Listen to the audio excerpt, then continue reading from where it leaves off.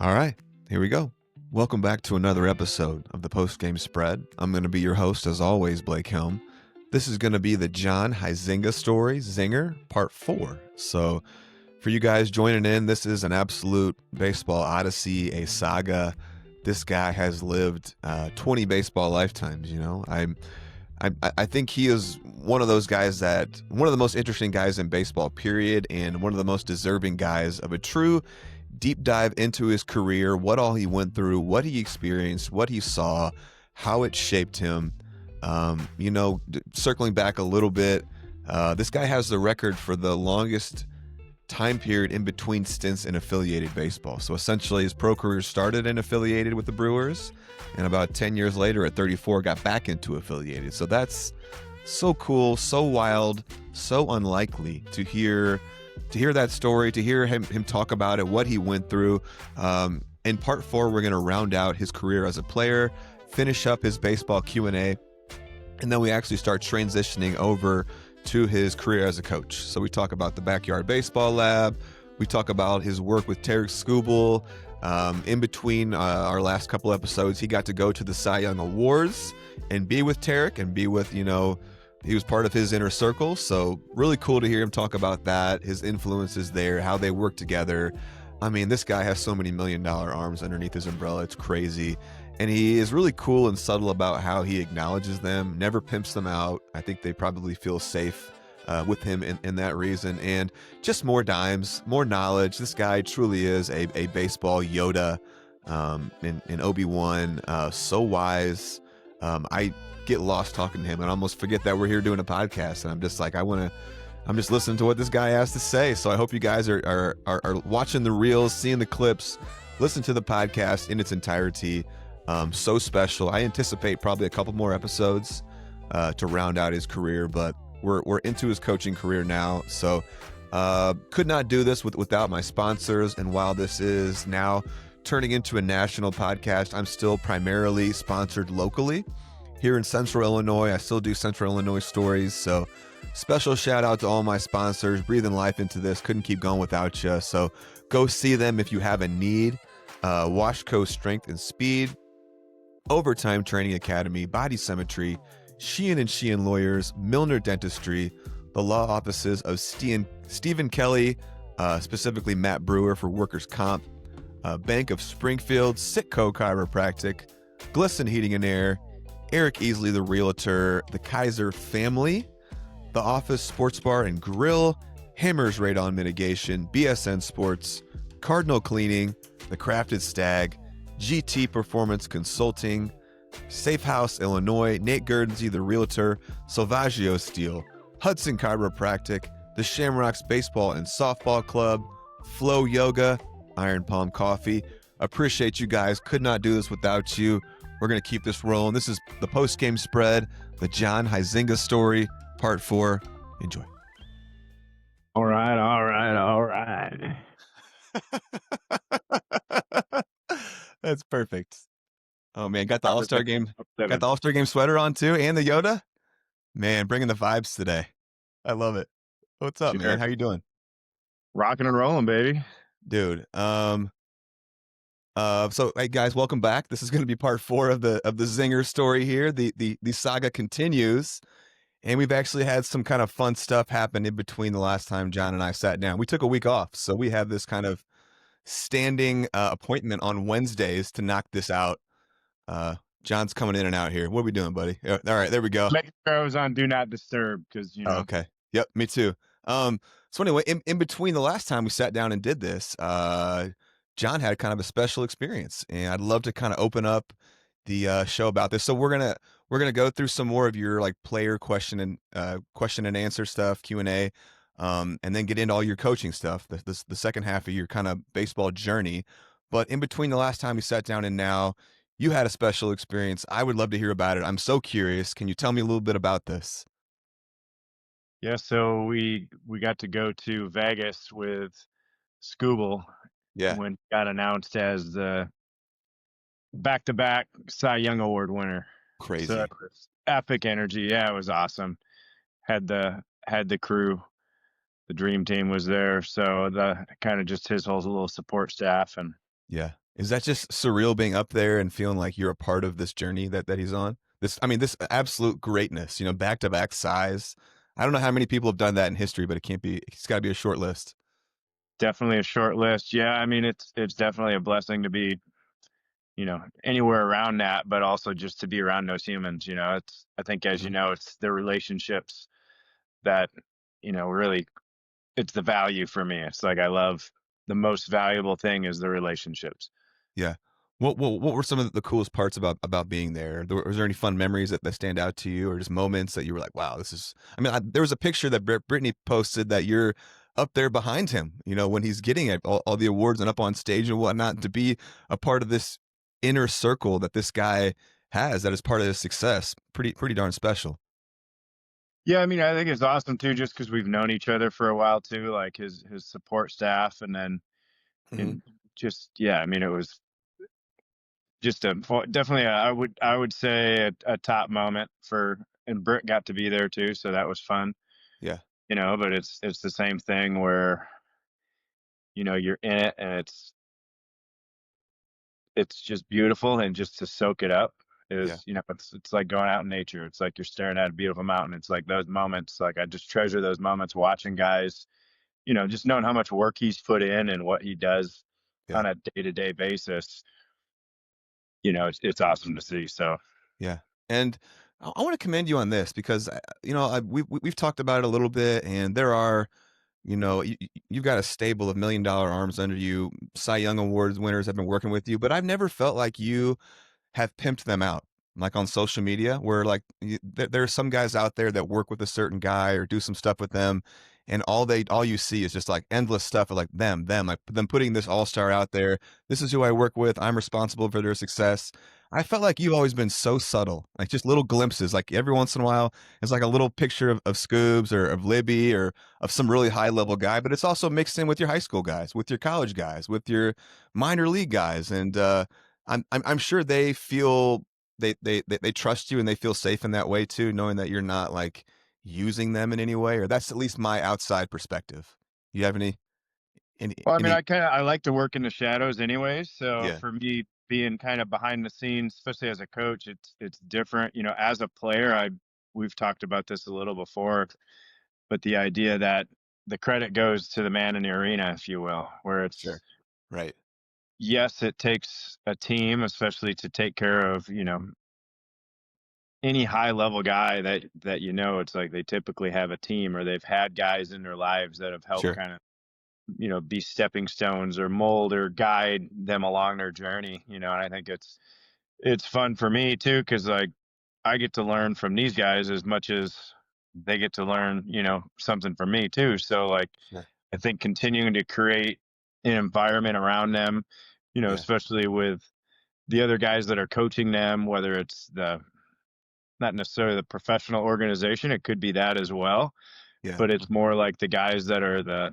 off-season guys, or the guys that are kind of like the your family, that's it's different than, once you get those guys ready and then you send them off, it's like you've sent them off for the season.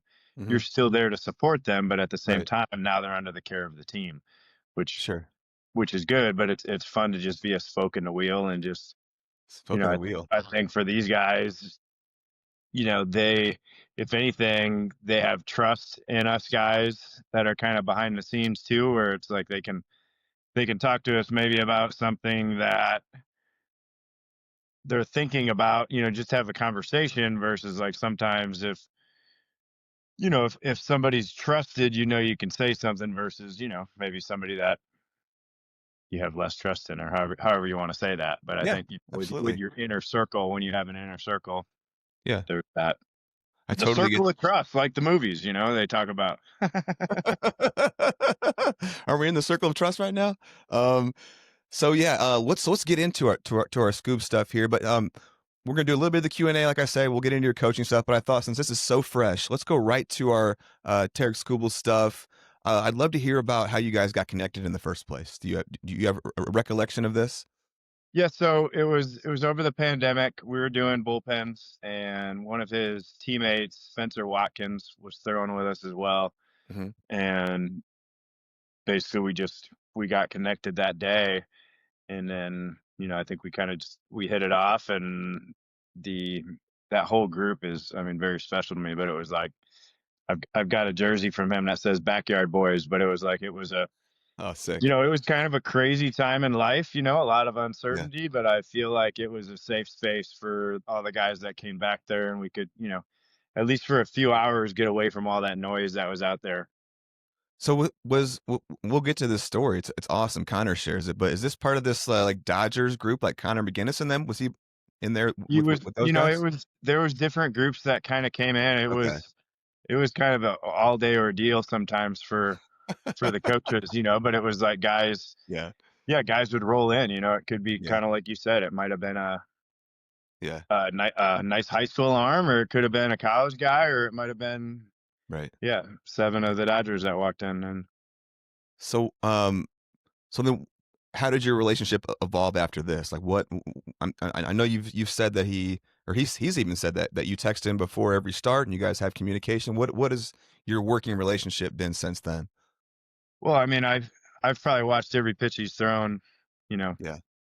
a few times, some of them, you know what I mean, where it's like Yeah. just going back and just watching the patterns and just knowing the delivery, and just, I think being there as a support, but also just as a, obviously guys like that, they're going out there and they're the one throwing the ball, but I think it's good to have, just feel like you have support around you. So I know I always valued, some of my coaches that would reach out to me during the season, or guys Yeah. that would, and it was something that was like a steady versus like, somebody that might text you, hey, we played together in high school, and you get this random text from, somebody you talked to 14 years ago. It's different than, somebody that you're having a consistent, steady relationship. So I mean, Sure. a lot of my schedule, anybody that knows me, it's like we'll go and check who's pitching for the day, and it's like a lot of times it's like that's how we're gonna design the day, where it's like, Yeah. hey, we're gonna have this game on, we're watching this game, Yeah. and then, afterwards, obviously being able to go back with the awesome MLB app, you get to go in and you can rewatch games. That's So sick. like a lot of times I can just go back, and if there's something I'm looking at, or, and sometimes it leads to questions, other times it's Yeah. just, attaboy, just like Yeah. any, any of the, Is it too big of an ask to give me an example of something you might text him before a game?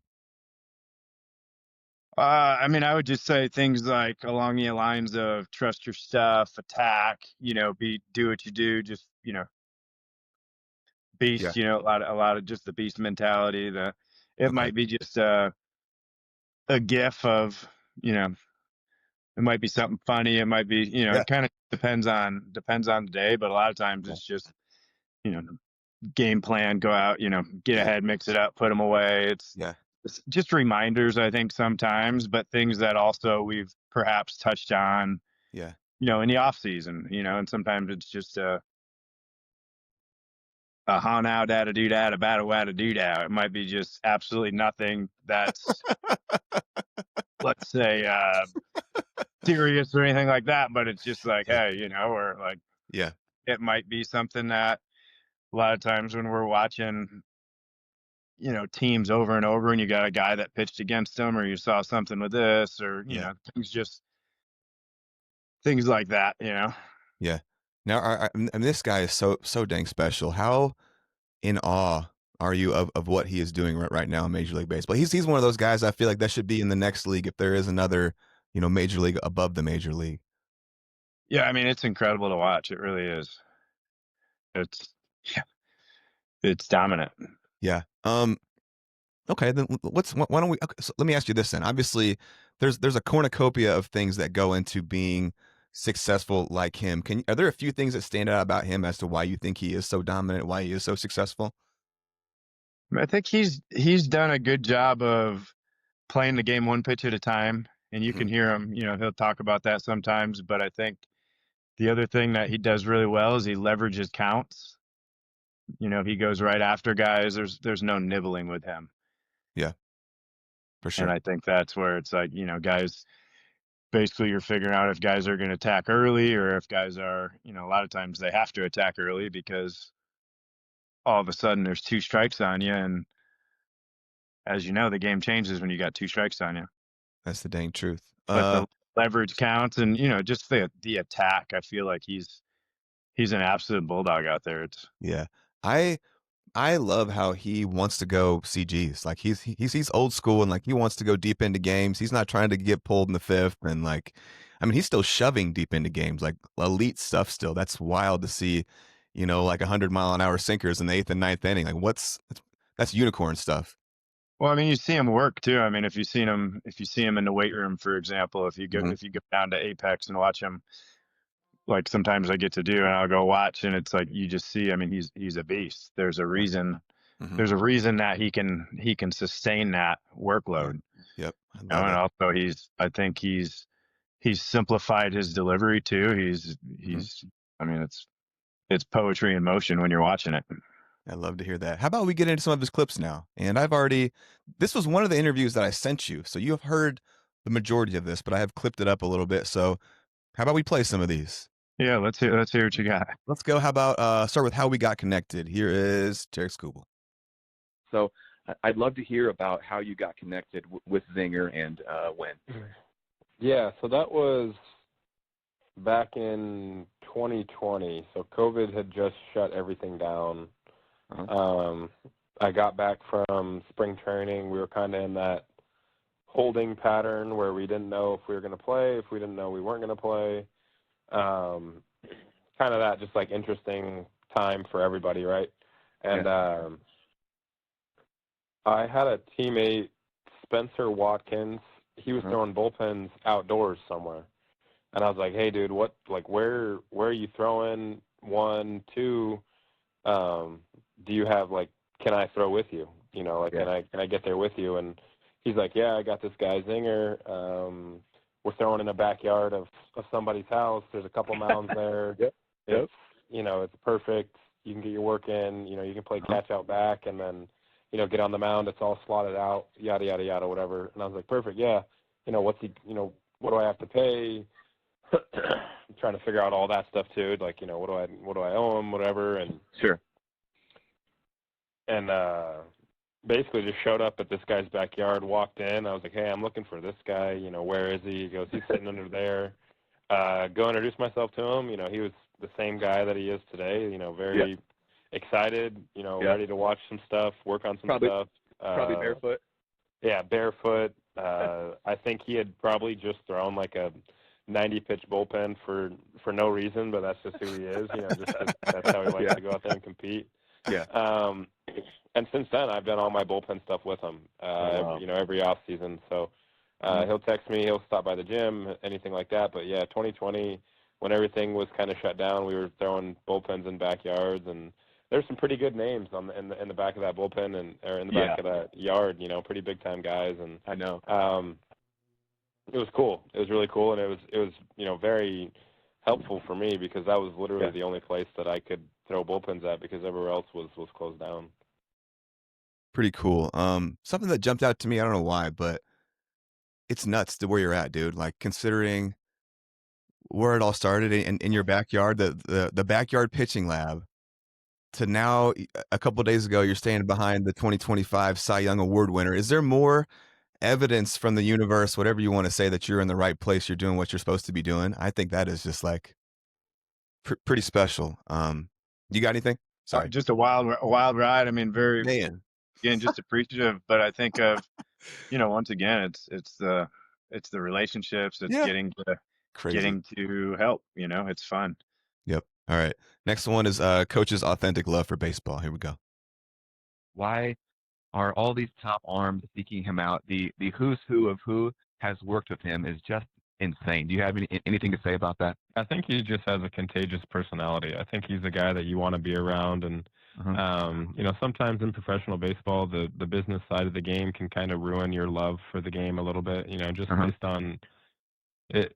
As much as you just want to play baseball, you understand the business side, and it can kind of taint your perception of the game you fell in love with. It's just a reality of the fact, right? It's just there is a lot of business going on and a lot of business moves going on that can maybe disrupt your love for the game. But I think his love for baseball is so authentic and so real that being around it reminds you, like, that how much you love this game and how much you're willing to kind of do whatever you need to do to have success and to win at the highest level. And that's just who he is, and that's just how he kind of embodies things. I love that about him. Cool that he finds your journey and your, like you said, authentic love for baseball inspiring. You got anything? I mean, it gave me goosebumps. It's awesome to hear how he kind of puts that. But yeah, I mean, it was beautiful, wasn't it? I think it's like if you spot it, you got it too. Where it's like I think we share that love, we share that passion, the drive, the desire, those kind of things. I think that's when you're talking about that guy, that's what you're talking about too. Mm-hmm. I love that. Next one is old and new school. Here we go. I'd love to hear kind of about the about you guys' relationship, what he means to you. From what I think I know, he develops these very close and personal relationships with these guys. He's willing to, do extra video and stay up late and be there for his guys. Is that kind of the nature of you guys' thing? Yeah, no doubt. I think, he's more excited on, we throw bullpens at, pretty early in the off season on Tuesdays and Fridays. And, they're at like 8:30 in the morning. And at 8:30, I think he's more awake than I am. I'm just trying to get some work in and get my arm in shape. But, he's really excited to just like be on a ball field and do that whole thing. And that's just who he is, and it is a very personal relationship. He's great for me every off season. He's great. The stuff coming out of the hand, working on things. He always asks me what I'm working on every single day. And we have a pretty open, communication with, things I feel versus what he feels and what he sees versus maybe what I want to feel, or if something feels uncomfortable. He's like old school too, which I love.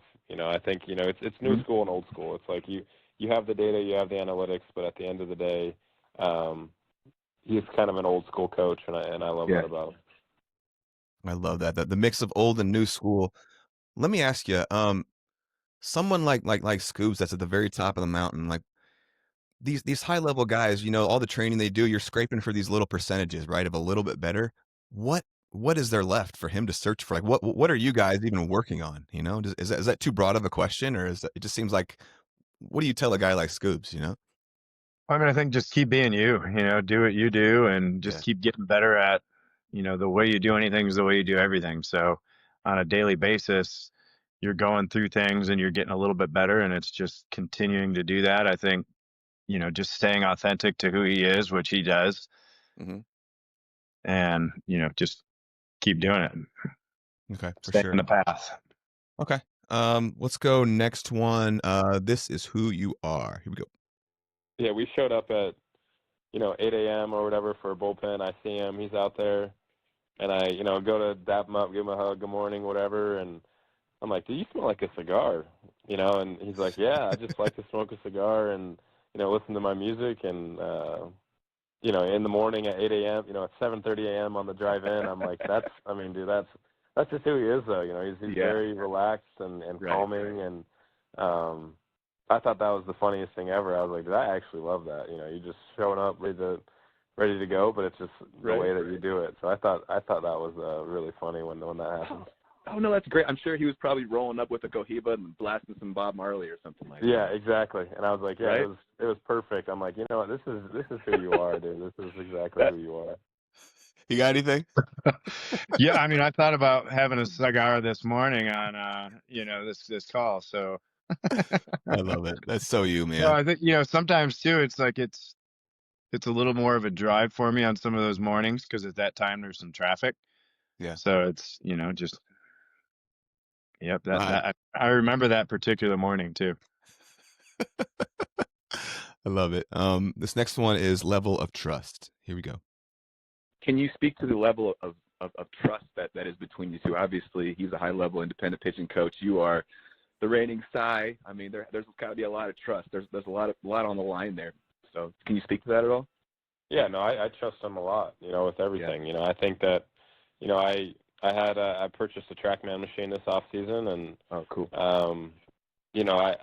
He was like, hey, can I borrow this? I'm like, you can use it as much as you want. Like, I trust that you're going to handle all these things with care because I know the type of person you are. And if it helps you out at all, in terms of like his business, go for it. I don't care about that at all. But yeah, I trust him with everything, mechanics, arm. We talk about,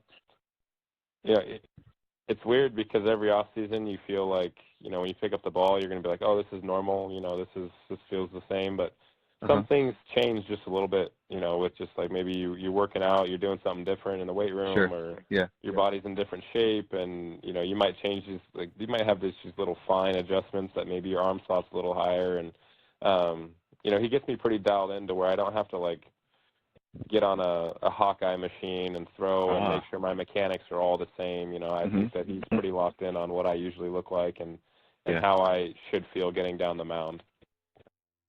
That's interesting. He kind of answered my question, even about what little adjustments do you need to make. And he said there's, as you kind of age, even this tiny little things, right?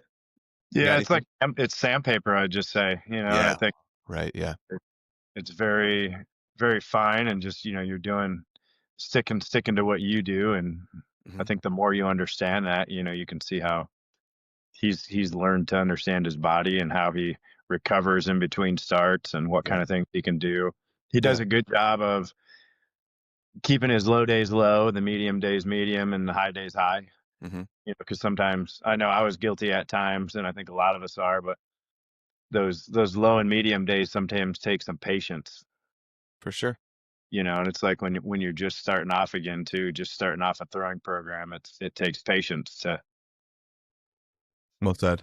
Well said. I thought that was up, really, you know, and to ramp up, because it's depending on how many innings you threw and how much time you take off, sometimes it feels a little bit different.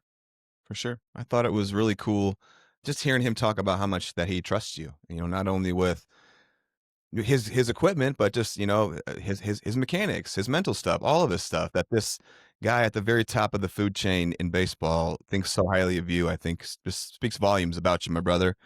We got 2 more from him. Let's go ton of credit and text me. Let's go ton of credit. What credit does he deserve as a part of your, you know, formula for all of your success? I think a lot. You know, I think a lot of stuff that I've worked on in the off season. I think off seasons are so important, you know, for healthy seasons. You know, and it's how much work you put in, and he probably puts in more work with, you know, about me and on me and thinking about me in an off season than like I do myself, honestly, when I'm getting off the mound. Just like the videos that he takes and breakdowns and stuff like that. So I think he deserves a ton of credit. He's a good dude. And off seasons to me are so important, you know, in terms of setting yourself up to have a successful season in the weight room, throwing, getting your arm in shape, going to spring training, and having a healthy spring training that leads you up to have a healthy season. So I put a lot of emphasis on off season work, and I know he does too with me. Love it. Unless you got anything, I'm gonna go to my last one here. Text me before every start. Sounds good. Yeah, roll. Let's go. Do you guys have communication like during the season, or is it more of an off-season thing? Yeah, he texts me before every start. Wow. You know, some sort of message. I mean, he's, you know, a great human, but his text messages are, you know, they're fun. They're, you know, I look forward to getting them. They kind of set things in perspective just to go out there and have fun and enjoy the game, and all the things that he kind of, you know, when you're around him, you know that's what he's about. All right, man. So that's the end of our clips from him. Kind of like you talked about, but yeah, that's fun. You know, it's like, especially that time of year is, you know, every 5th day, you know, it's Scoob Day, and I got the t-shirt and I'm ready to roll. Let's go. I love that, my man. That was so cool. At the TV, you know, giving all, you know. Absolutely. And the good vibes that way. The good vibes. That concludes all of our clips from him. Thank you to Tarik Skubal out there for being a part of this. That was incredible. Me getting to connect with him in the first place. Thank you for setting that up too, man. That was awesome. Do you have any like maybe like a funny thing to share, or a story about Scoobs before we move on from here, or anything like that, or a good story between you guys? I mean, I think, you know, part of the fun with us too is like I'll send him music and he'll send me music that could be like a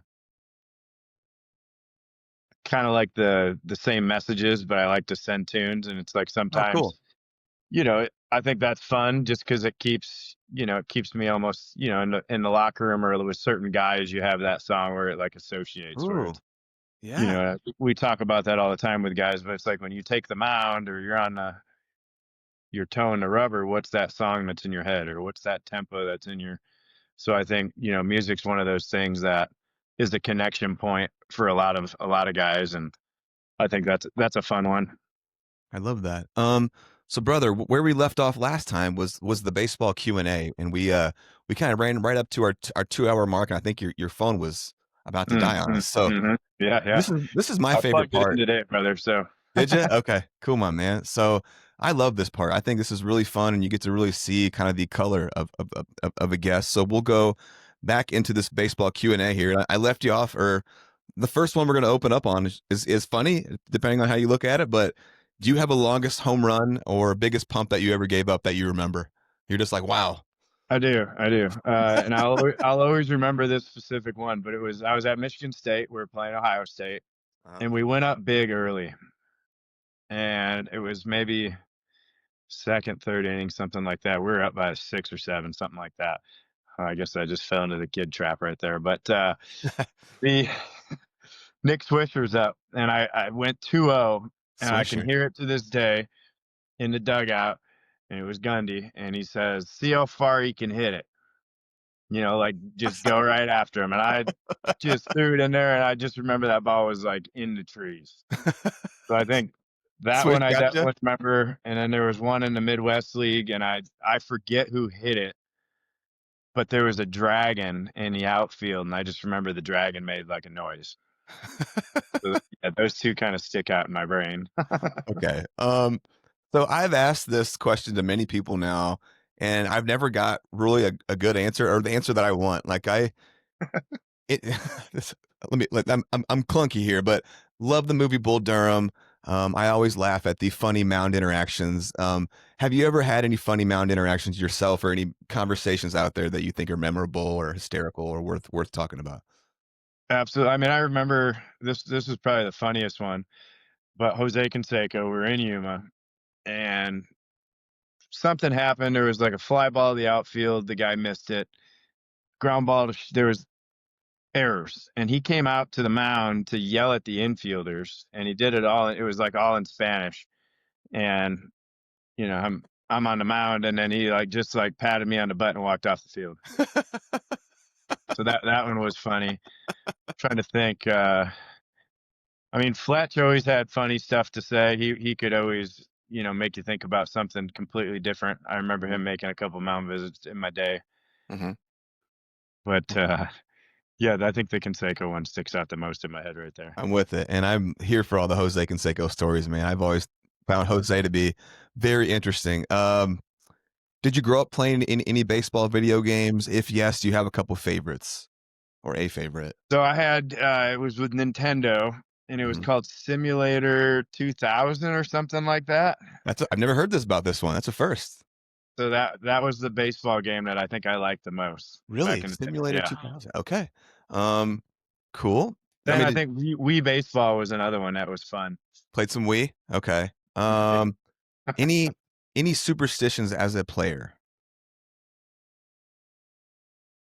Not necessarily. No. I mean, sometimes if something was rolling, I might do it again. Like if, I went and ate something and I felt really good, I might go. But a lot of times it was, especially as a reliever, most of my career, I tended to enjoy each day as its own little masterpiece, if you will. Oh, I like that. Did you have any teammates that had any weird ones or funny ones or that you can recall? Oh, for sure. Oh yeah. I mean, all the things you hear about, right? Like not washing certain clothes, or lucky socks, or I've seen guys go from being on the mound with a brand new glove to throwing that glove in the trash because that glove had no outs in it, or just.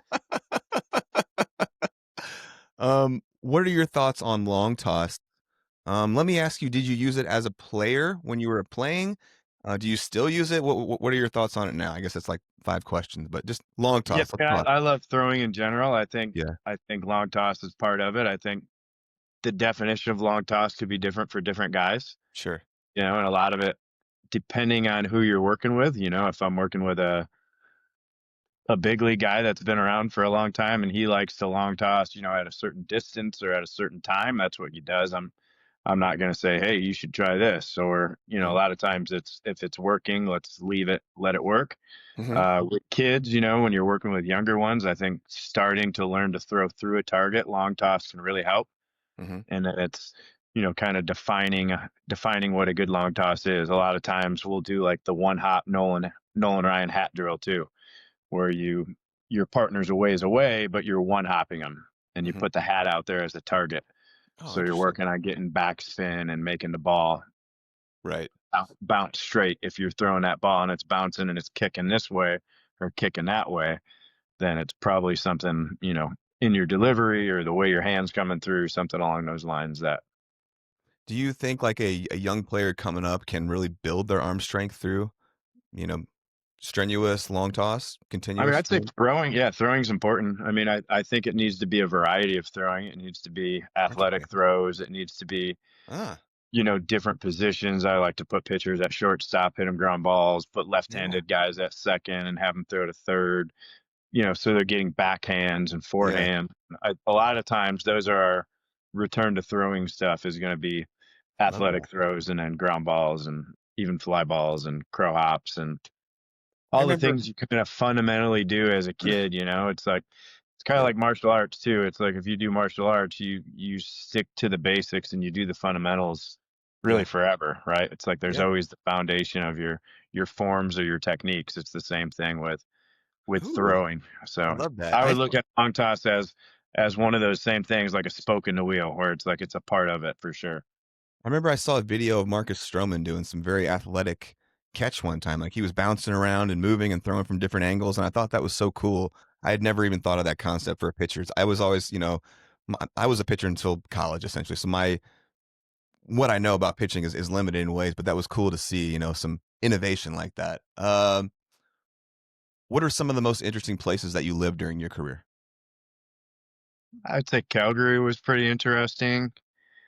Winnipeg was interesting. Mexico. Let's see. Yuma was definitely interesting. I mean, what about every kind of place had its own, little uniqueness, but what were like the worst kind of accommodations that you ever had? Oh man. I mean, probably playing down in Mexico if I was looking at certain things that you get used to. Okay. Let me ask you this. Here. I have a deep spots I would remember. That was pretty interesting experiences. Okay. I'm an indie ball grinder myself. I have a love for indie ball guys. Do you have any stories that jump off the top of your head that it's like the most indie ball stories that you can think of? It's just a very indie ball kind of a thing. I mean, I'd say showing up at hotels and there's no rooms booked, or like something got messed up on the booking department, something like that. Buses breaking down, buses with no air conditioning. Not getting paid. Yep, not getting paid perhaps. Getting, I remember certain times we'd have these long trips and it's like the veterans would fly or the coaches would fly with, a handful of guys that were, starting lineup or whatever. And then the rest of the guys would ride the bus and they'd get there, a little later along with all your stuff. I love it. Do you have a different kind of respect for someone that's played indie ball versus that hasn't, just because you know what they've been through? Yeah, I mean, I think it definitely at times can show certain things for sure. I mean, I think I've definitely met, many good guys out there, but I think the indie ball player a lot, it's kind of like certain, I've coached at the JUCO level too, and it's like the people that are the JUCO bandit, if you will, they like to call nowadays. But I think there's a certain gritty grinder kind of something in the personality probably of somebody that's played an extended amount of indie ball for sure. And they're probably going to have they're going to have a certain love for it, where they've put up with enough of the bad stuff to deal, make it worth the good stuff. They have that.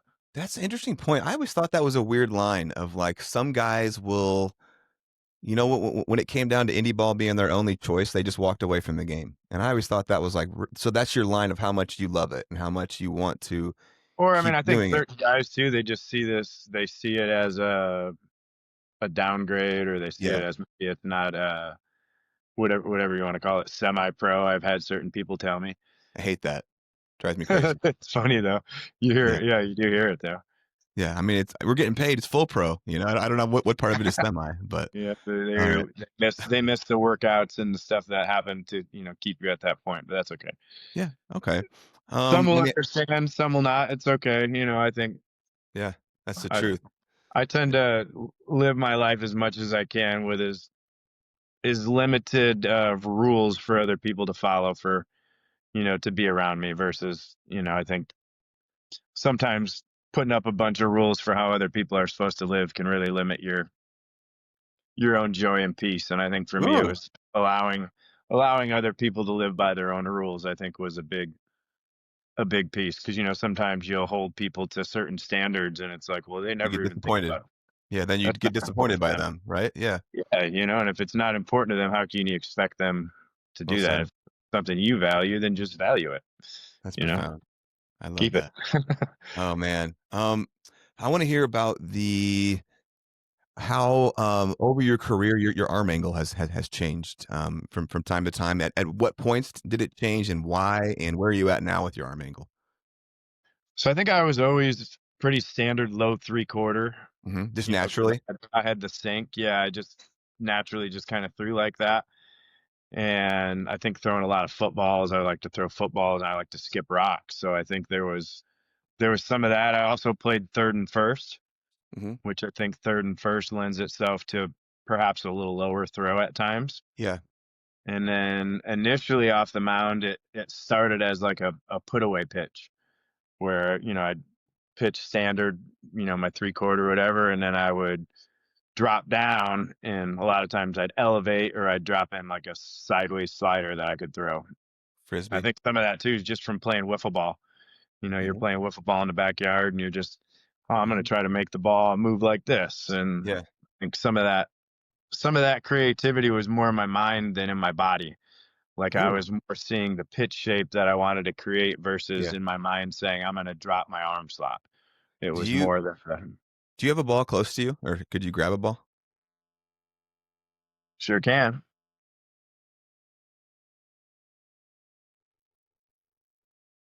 Yeah, what's that hat you got on? This is a D-backs hat. Oh, that's sick. I like that. Austin Pope make his debut this year, and this was the hat I bought for that game. So that is sick. I would love to see your grip. Austin Pope.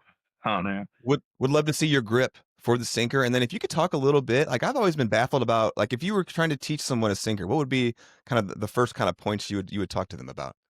So I would just start off with like the railroad tracks. Like if you can see the railroad tracks in the middle, and start off and just put fingers right in between it would be just the kind of the standard start off right here. Okay.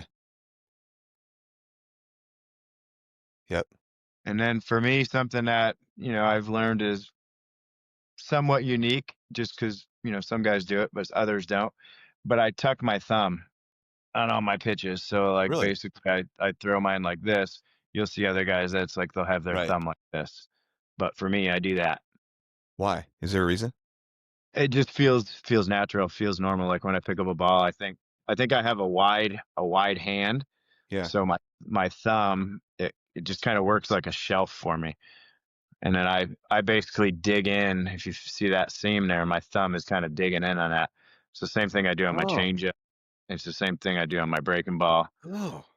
Everything's off of that shelf. Dude, that feels good. And I got wide hands too, so maybe I've been throwing wrong my whole life now, man. I need to make some adjustments. One way to find out. Fire some biscuits, man. How now? Right. So then what are we thinking on release, on pressure? And you have anything there for me? Just throwing it. That's it. Yeah, just throwing it. I mean, there are guys that, maybe will think something like this or that, but for me, I just threw it and it moved. Well, I mean, if a guy, a lot of guys just get a reset where it's like, even let's say on their fastball, they're cutting it more than they're intending to. Yeah. A lot of times, if you just put a two seam in their hand and run them right on the railroad tracks, they'll find the backspin on it. It may not move like a sinker, right? Like you have two seams and then you have sinkers, and they're just different variations of that fastball. I mean, you were born with the ability to throw things with movement, right? I know all your catchers have talked about that. You naturally have it. What if a guy comes to you and is like, "I need more movement"? What are your thoughts? Like he's got a flat fastball or straight or. I mean, a lot of times it could be something in their delivery. Sometimes guys are throwing the ball on the way up, or they're throwing the ball on the way out, which is creating a flatter angle versus if you can allow them to feel a downhill tilt. Okay. For some guys, it might be, hey, let's drop your arm slot, feel like you're like a shortstop, or if they feel like, but I mean, sometimes guys that the ball moves, you got to encourage them too. Like that's how your ball moves. And it's like, instead of trying to change you, now there is Work time with it. for changing guys, but there's other times for saying, this is who you are right now. Mm-hmm. How do we use this? So maybe it's more of a pitch execution thing, or it's how are we sequencing things to make it so that your technically flatter fastball can play, and it's, Ooh. but there are ranges, they like a TrackMan can measure vertical approach angle. Yeah. And there's certain ranges that tend to match up with swings. So, you'll see guys who are more unique on those angles. And especially when you're watching, guys on TV, a lot of times you're seeing the outliers. You're not seeing the guys that are the middle of the box kind of standard issue kind of guys, Sure. Take me through the rest of your repertoire, even pitches that you don't use anymore. If you have used it sometime in your career, I'd love to hear kind of the evolution of your pitches. Yeah, so splitter was my other pitch. Like I just threw fastballs and the splitter right here that deep? 23. Yeah, but it's very easy deep. It's like it doesn't feel forced in there? Yeah, it's just sitting in there, and then the idea is to take the flesh off the ball. Okay. So versus like with the two seam, you can see I have flesh on the ball. Yeah. When I go to that split, I just take the flesh off. So once that flesh is off, it kind of creates almost like a flick. So as I'm That's throwing how you feel it out of your hand? Yeah, my thumb feels like it's going, and it has a sound effect too in my mind where it's like really? The two seam does too, but the splitter is like it comes through and it just you can hear it when it's good. It's awesome. What sound does the sinker make? More of like a whack, like a it kind of sizzles in there a little bit more. I love you, man. That's great. Okay. Splitter. And then breaking ball was next. I mean, I started off with just like, a standard little kind of like a slider like this, like a lot of guys, and I could get, the more of the gyro spin, if you will. Yeah. And my you talking about kind of like a frisbee sideways one though too, right? Yeah, my good slider basically I hold. It's really similar to my two seam, and it's basically in there like this. Yeah. And the idea is the ball, when I know it's right, the ball feels smaller in my hand. Ooh. Where my thumb has to be in the right place, and over the years I've played with different things, like taking my thumb and trying different, and I lose the command versus with that thumb tucked, I tend to be able to just feel everything right off of that shelf right there. Okay. And then I can throw that different speeds, so I can I can kind of do the flip it in there early, kind of like freeze off front shoulder, or I can do the hard one, or I can drop down and make it go more sideways.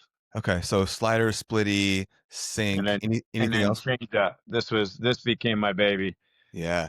This baby right here. But the idea of the same thing, I take the flesh off of that index finger. Yeah. A lot of times when I'm initially teaching it, it's side pressure. So you're going to feel like the ring finger and the pinky are almost throwing a splitter. So I'm almost throwing a split right there. But then these fingers here can kind of come through.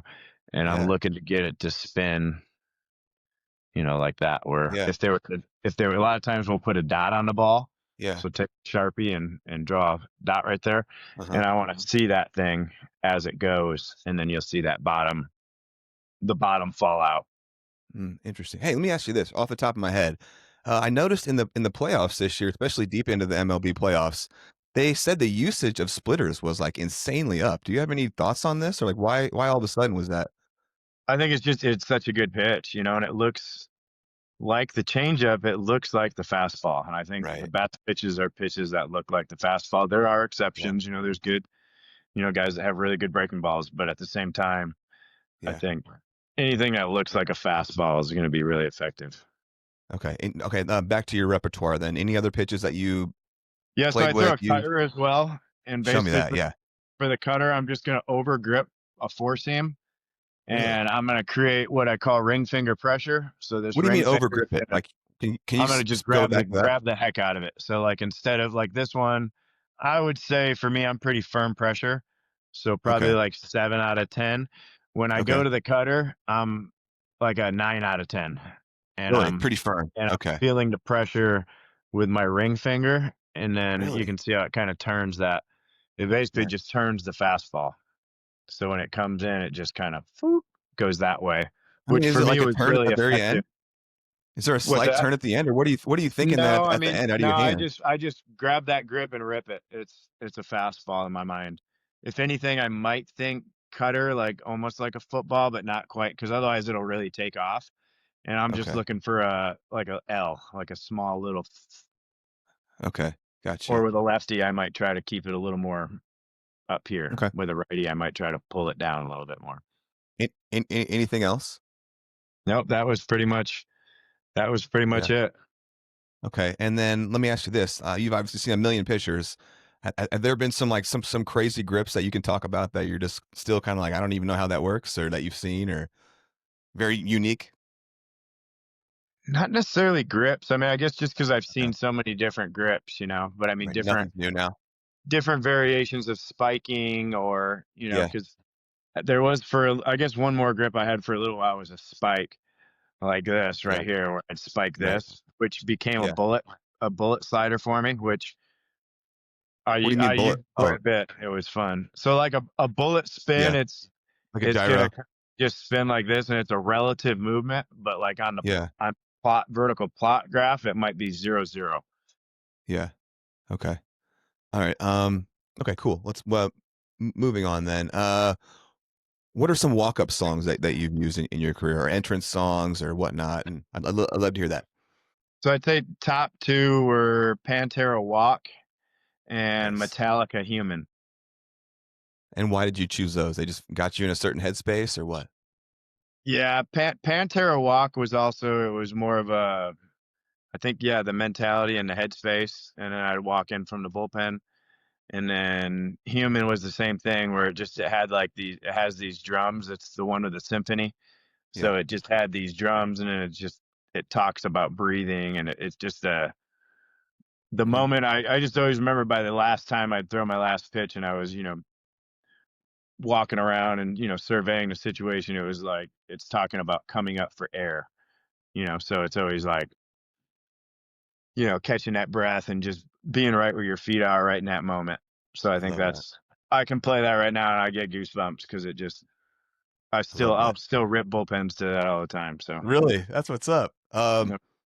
If you are thinking back to your playing career, and I'm not even gonna say it's over with, because we both know it's not, but if you happen to get a ball, you know, a catcher throws you back a ball, it's got a nice scuff on it, are you keeping it and playing with it? Or are you all day? Yeah, thank you very much. Okay, I love it. What are some of the favorite yards that you played at? If you haven't already said it.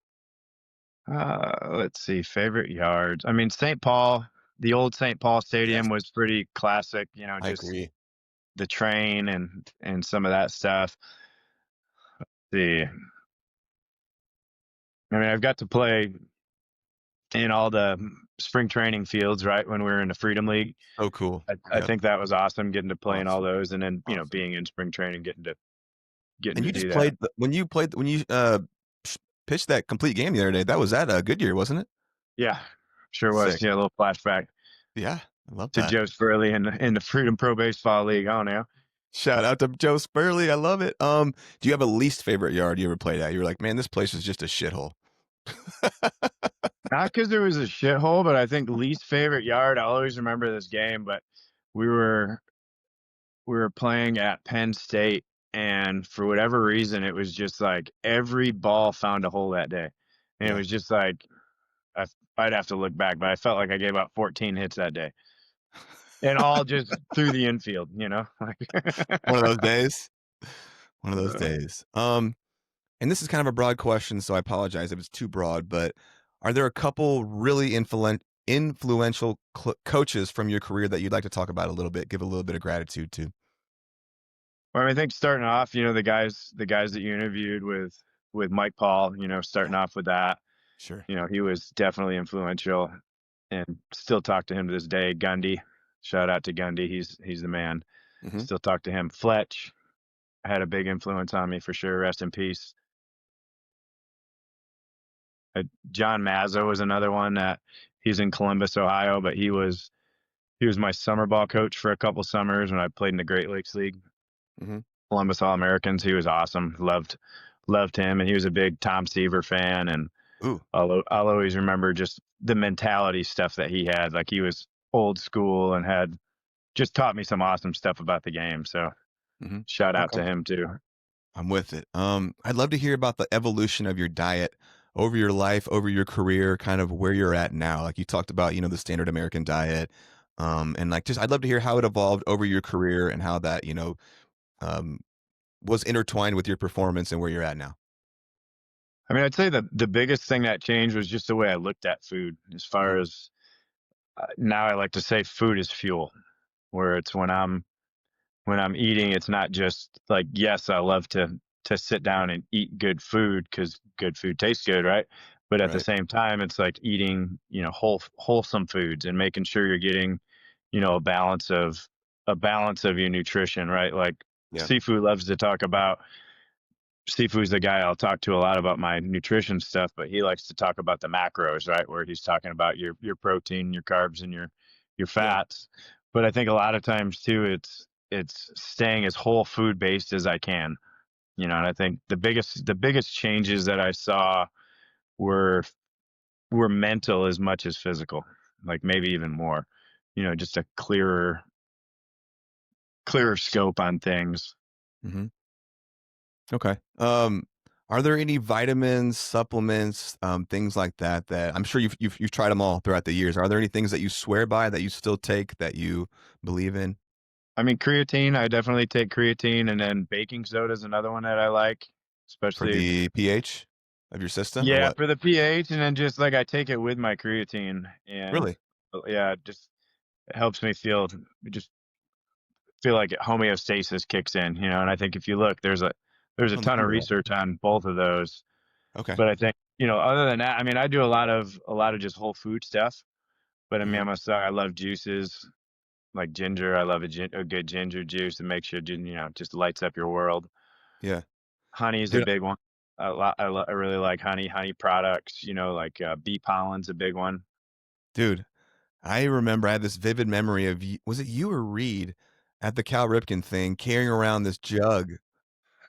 It was probably both. Yeah. But it was like green tea, chai seeds, and goji berries. Do you remember this concoction? Yeah, that was definitely us. That was it. Yeah. And I was like, what the hell is it? Because it looks like a nightmare. Like it looks like these red floating beans and little hairy little chia seeds, and like it is weird looking. But I remember being like, "What is that?" And Reed and I became pretty friendly during that because we were in the outfield together, and just for whatever reason, him and I lined up, and he started talking to me about it. He was like, "Yo, Zinger got me onto this," and then he was like, "Let me introduce you to Zinger," and then you and I have been lifelong friends ever since. But I remember that drink. Heck yeah, that's a classic right there. Yep, I remember got a little texture too, right? As you're drinking it, it did have some texture to it. Reed was like, "Man, this feels like." Right? Reed goes, "This is like a natural Adderall." Is what he told me. He's energy wise. Looking back now, or actually, yeah. Are there any mistakes that you feel like you made over your career that, looking back, you could have had a do over or could have done differently or anything like that? I think just being too hard on myself at times. Yeah. Okay. And I think you're playing a hard game, and I think sometimes when you get caught up in the next thing, or when you get caught up in, your stats, or there's just certain things that I think pull you away from the joy. So I think a lot of times just being able to be as present as you can. I think I learned that early enough that I got to enjoy a lot of it. But I think early on, that's probably Okay. what I would tell my younger self, is just like enjoy the process, enjoy the struggle. Yeah. The Dude, struggle's what's going to make you better. You talk about any of these guys you're talking about, they've dealt with adversity in their career. yeah. Some have used it as a pedestal, or not a pedestal, but like a stepping stone, and Yeah. other ones it sank their battleship and it's game over, right? Really well said, brother. And I was very guilty in my career of always looking to the next thing. Like, okay, if I play well enough here, I'm going to get to go to the next level, to the next thing. And it kept me from being in the moment a lot of times. So I totally agree with you there. I'm really happy, or I'm fascinated to ask you this. Who are, let's say, the top 3 catchers that you've thrown to? And then secondly, what makes a good catcher someone that you love to throw to? I mean, Brandon Rogers pops into my head first, Mm-hmm. but I think there was a connection where it's like we knew our game plan and we stuck with our game plan, and a Mm-hmm. lot of it we hung out. I tend to hang out a lot of times with catchers, but I think pitchers do that. But I think it's the off the Yeah. field conversations too that you'd have, and just different things where you're working. I got to play with Adam Shorter a couple of different times. We had a lot of fun. Marcel Longmire pops into my head from St. Paul. Okay. Just seems like we would just be on the same page, with a lot of things. Yep. I think it's just that battery mate that you get. And then just But sometimes you have a better I'd say connection with those them guys than just others. pop out in my head right now. But Okay. And then do you feel like you kind of answered what makes a catcher that you like to throw to, that you build a connection with, or what? I mean, I think body language is a big thing, like even just like it was when I was throwing with Jack Wilson the other day, and it was, certain things where it's like he'll put down the sign and then give you like a fist pump, or it's like he puts down the sign and then he might tap the ground, but then we're going up and in. There's just where he's playing the game, he's paying attention. Yeah. I think when they're engaged and you're engaged, it's just so fun. It's a fun battle to go into. Oh, I like that. Were there any mistakes you feel like you made training wise during your career? I think you mentioned one time maybe trying to lift too heavy in some kind of a way and kind of rest your back a little bit. Is there anything looking back you wish you would have done different there? Yeah, I mean, I think just the connection stuff where it's like connecting to what you're doing. I think there was Okay. times where it's like you might just see something, you're like, oh, that looks cool, I'm gonna try it, and it's Right. like there's no base behind it. Where it's like a lot of times I'll challenge kids nowadays because you're watching Instagram and there's 50 different exercises Don't get me and going. drills and grips and all these things that you know knowledge is cool, but without the application or the wisdom behind it, Yeah, it can lead you to chase your tail for a while, and I think a lot of absolutely. times it's instead of seeking out what's out there, it's more of like learn what's in here first and then Hmm. go from there. I think if anything, also like learning, we talked about this already, but learning how to keep your low days low, your Yeah, medium days medium, and your high days high, so your high days can be high. yeah. Because I think there was times for sure where I was just, you know, high intensity, high intensity, high intensity, high intensity Been day. there. Yep. And then instead of stacking in some days of, I can still do stuff, but I'm going to do it at this intensity, and 100%. I Yeah, think the same thing could go into throwing where it's like, as you build up sometimes, you want to go, go, go. But yeah, it's like when you're coaching somebody that's good, I always say it's like a racehorse where it's like you have to pull back on the reins. The good ones, you never have to spur them because they're mm, just go, go, go. It's more like you're pulling back on the reins and then, nudging them one way or the other. that's beautiful, man. This is some high level talk, dude. That's so cool. In season, what did your workouts look like playing? So it would depend on what my days looked like. A lot of times I like to lift after the game because Okay. I felt like it gave me the most time to recover for the next Oh, day. interesting. But I Yeah, also did a fair amount of stuff before the game, but I tended to stick to more, animal type stuff, body type, body weight type of stuff. It a lot of times I would kind of just balance the workload through the day too. I really like yoga. Get up and do some stuff in the morning and just, move the body around, see where it's at. yeah, Maybe skip some rope, jump on the trampoline, that kind of stuff in the AM just to kind of crank it up. yeah. And then if I was in relief mode, and I threw for 2-3 days in a row, and I had an idea I might get a day off. Sometimes they did that kind of thing. You could go harder and heavier, but a lot of times it was more, making sure I could get ranges of motion again and just feel good. Mm-hmm. For sure. I And could always and sleep that better kind of too when I do those workouts after the game, because sometimes mentally you might have things that you carry with you when you leave, and I think ooh. throughout my years I got better at like leaving it there. Oh, I love that. I love that. Yeah, I've always been fascinated how guys work out in season, before games, early in the morning, after, like what is the right balance for them? That's always been kind of fascinating to me. I think it Um, really depends on the guy too. There's certain things that certain guys need to feel like who they are, and I yeah. think that's where it's got to be hyper individualized. And each guy's got to kind of know what makes them tick and what Yeah. allows them For to sure. move how they need to move. Perfectly put. So I've done this podcast. We're coming up on, it'll be 3 years in April. And one of the main takeaways that I have found digging into all these guys' stories, super talented guys, is how much luck and timing is involved in baseball to really make it, like, to the very upper levels. Like, there's so many breaks that have to happen. People getting hurt, coaches believing in you. There's a million things that can go right or can go wrong. It's like you got to roll a 7 like 100 times in a row. Can you speak at all to how you see this at all, to kind of the luck that needs to happen along with the tools to make it in baseball? Man, it's one of those things that I like to describe it this way, where it's like you have to stay ready, because if it's time to get ready, that ain't it. It's too And I late. think guys that I've seen get those opportunities and they build on them. That's what they do. Yeah. They were ready.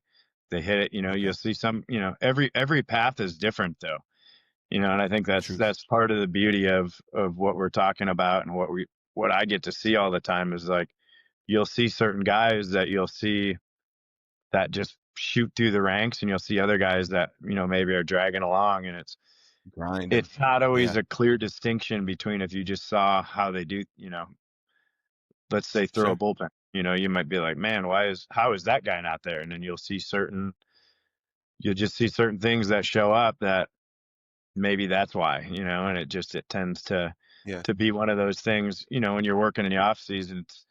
We talked about the carving of David that Michelangelo did, but the idea of just chiseling away and sandpapering, and that's a lot of times what we're looking for, is like we're looking for those little maybe things that are holding you back, if you will.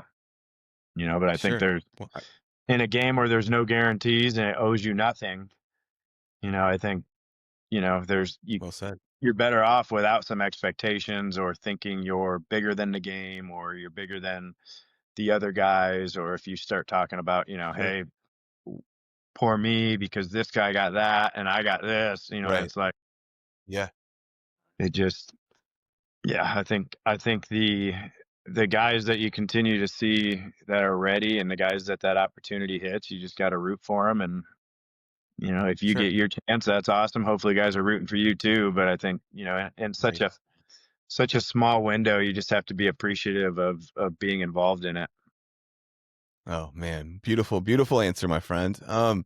What kind of mental training were you doing during your career, and like how did it evolve? If you were, I assume that you were on some level.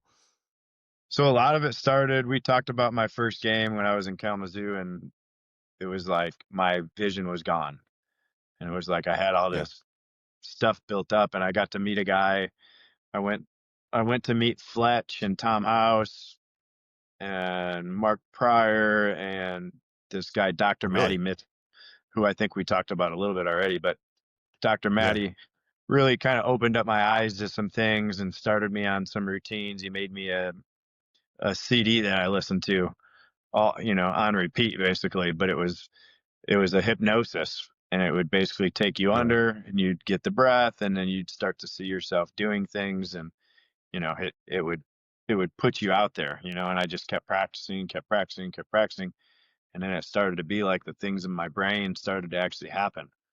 And it kind of just sent me down the rabbit holes of, what else is possible with when you can connect Yeah. the mind and the body. Now, what kind of things were you seeing from these tapes, these CDs? Or were you able to see in yourself? Like executing the pitches the way that I wanted to, Yeah. and like seeing the And you last felt swing like flight, and it took a lot of the, let's say, guesswork or the trying out, where it was like a lot of times yeah. it would allow me just to execute and just to be present in that pitch at that moment, and just Ooh, it was the start of learning how to play the game one pitch at a time, and then one I breath love at a that. time. And how it kind of Is it it took a good snowball, we'll say. It just started rolling down that hill, and then at I would say when I started, it was probably my biggest weakness, and then at the end, yeah. it was probably my greatest strength was that. Really? Oh, man. I love to hear that. Take me and this might be kind of a broad question, but anything that jumps out, talk to me about how you guys managed to, have a family and raise your kids, doing indie ball life, like moving around. How did you guys are there any themes that make it work there? You know? I mean, I feel like communication was always really big and still is, Yeah. where, obviously we needed to communicate. And then I think just being present when you are around, and Yeah. being when you get to put that dad hat on, and you get to be there, and, be the husband and the dad, you get to be present in that. And I think, Britt always really kind of like enjoyed the journeys too. Like she loves to travel, she loved Yeah. baseball. Also is like Oh, it's a great fit, wasn't it? Yeah. yeah, she kind of we were yeah, a great fit. But she was right there with it, and she still to this day, it's like, she was in Vegas with us, and, just Let me she's she's just kind of been a let me ask you. common theme with Yeah. keeping the boat floating when I'm gone. But then when I get back, it's like, Yeah. she was involved a lot. So And she's had this, successful career in, like, travel destination stuff, travel agent stuff. What, do you think that was she already loved to travel, or did that become part of her thing through you guys' journey together? I would say probably a little bit of both. I think she probably got to Yeah. experience some things, through it, that maybe led her Huh. down that path of. That'd be a good question for her, but I Yeah. think Yeah. she definitely. I mean, Fascinating. Maui's the one that sticks out the most because we got to go to Maui and she flew there. But I mean, when I was playing in Calgary Right. too, the owner would fly her up, and, there was just, you get different experiences in different places, and then you're like, man, this is cool. I want to do some more of this. Yeah, I love that. Any with respect to the locker room and things that stay in there, are there any funny locker room pranks or stories that you can share that you remember that stand out? Anything? I mean, I think, there's, yeah, you're right. There's definitely certain things that stay There's a in there. I line. think, I think one of the funniest ones that, and we talked about it. I'm okay to talk about it, but it was like when young guys, or when guys refuse to pay their clubby dues, and then I just always Yeah. remember up in Calgary, there was this one time where we get to the field, and it was not only up there, but it was frozen. So I think it got washed and then probably put in the freezer and then got put up on the flagpole. But it was just, that one probably sticks out the Yep. most in my head right now. But I think, the Okay. camaraderie, all the card games, all the, just the bonding stuff that's in there. The good teams I played on, I feel like had the best clubhouses. The guys that showed Well up said. early, Yes. they hung out before they were supposed to get work in, maybe even in their street Yeah. clothes, and then they switched, and then, Yep. they got their work in, and then, after the game too, it was like I've played on certain teams where it seemed like guys were in a quick hurry to get out and, go experience the town, and then there's other teams where, Yeah. guys might spend, you know, an hour and a half in the clubhouse and just hang out and play cards and, you know, Mm. be dudes. Dude, I absolutely loved getting there early and staying as late as I could. You had to rip me away from the clubhouse, man. That's a special place. Um, you have quite a few tattoos from what I think I know. Are there any ones that are special to you? Any baseball ones that you feel like you could talk about a little bit or anything like that? Yeah, I mean, I think they all have their little meanings for me. I have kind of like a pterodactyl, old school, dinosaur right here that's got some baseball seams in there, and then I've got Libby's an talked eagle about on your pterodactyl scream. the pterodactyl scream. Libby's Yeah, talked about your. He's talked about it. We'll get there eventually. All right, keep going. Sorry. Okay. All right. Here we go. We're gonna go there. Yeah. So, sorry. Keep going. No, and then I have an eagle here on my arm, which the eagle's like rising above is taking off. So it's like it was at the time of, you know, coming off an injury and stuff too, and it was one of those things. And then I have praying hands over here after my initial injury, a lot of that, and it was just keeping my faith and believing, you know, God had a plan, and there was you know, there was a light at the end of the tunnel, if you will, because there was definitely some dark days that were mixed in there. And then I have one here on my ribs that's called the Warrior of Light, which is along the same lines, but it was like breaking out of the darkness and, you know, eventually reflecting that light and being that light as much as I could. So. Oh, I love that. Do you have any more or any plans for any more? I would say at some point I'll probably go get more. Yeah, I also have a golden dragon right here on my forearm that's kind of wrapped around, that was inspired by Sifu. And then I have a Spartan on my inner bicep. Oh, sure. From the Michigan State days. Go and then I have a cross on my right shoulder. Okay. With some angel wings that come off of it, but kind of the same right idea. On. That's Zinger's tattoos story there. Where did the Manimal nickname come from? So the Manimal stuff started with my buddy Mark Friends. And he was, at the time, he was the AAA strength coach with the Twins. Now he's got a facility in San Diego, trains athletes. But he started the idea of all the Manimal stuff. And then it was just kind of, we took it and ran with it. I mean, he still does all kinds of stuff with, you know, he's the Jedi and all that, you know, he's got all the fun names with the stuff that he does. But I think it was, you know, it was originally, the idea was like building the beast, where it's like every off season you got to get in, you got to build the beast, you know, and you got to continue with the young guys. That's what we always talk about, is like, you got to put in the work, you got to build the beast, because the journey's hard. You know, the path can be windy and steep and all that fun stuff, but it's like when you build the beast, you can go through some of that stuff and you can maybe end up on top one day. So on out. Ooh, okay. I'm with that, man. That's a good one. What kind of interesting off-season jobs have you worked? And talk to me. And then lastly, on that last part of that, do you still do hot air balloon stuff? Not currently, but I'm probably still on the reserve list if they need me. And it's that's a fun. I love doing that. I'd love to hear about some of the odd jobs that you've worked in. And I'd love to hear a little about your business, being in the hot air balloon business a little bit too. Yeah, so my buddy Parker Markel got me started with the hot air balloons, and that was, you know, it's awesome because I love sunrises, and you're out there at sunrise, and it's a very physical job, and I like to work with my hands, so it was that's a fun one.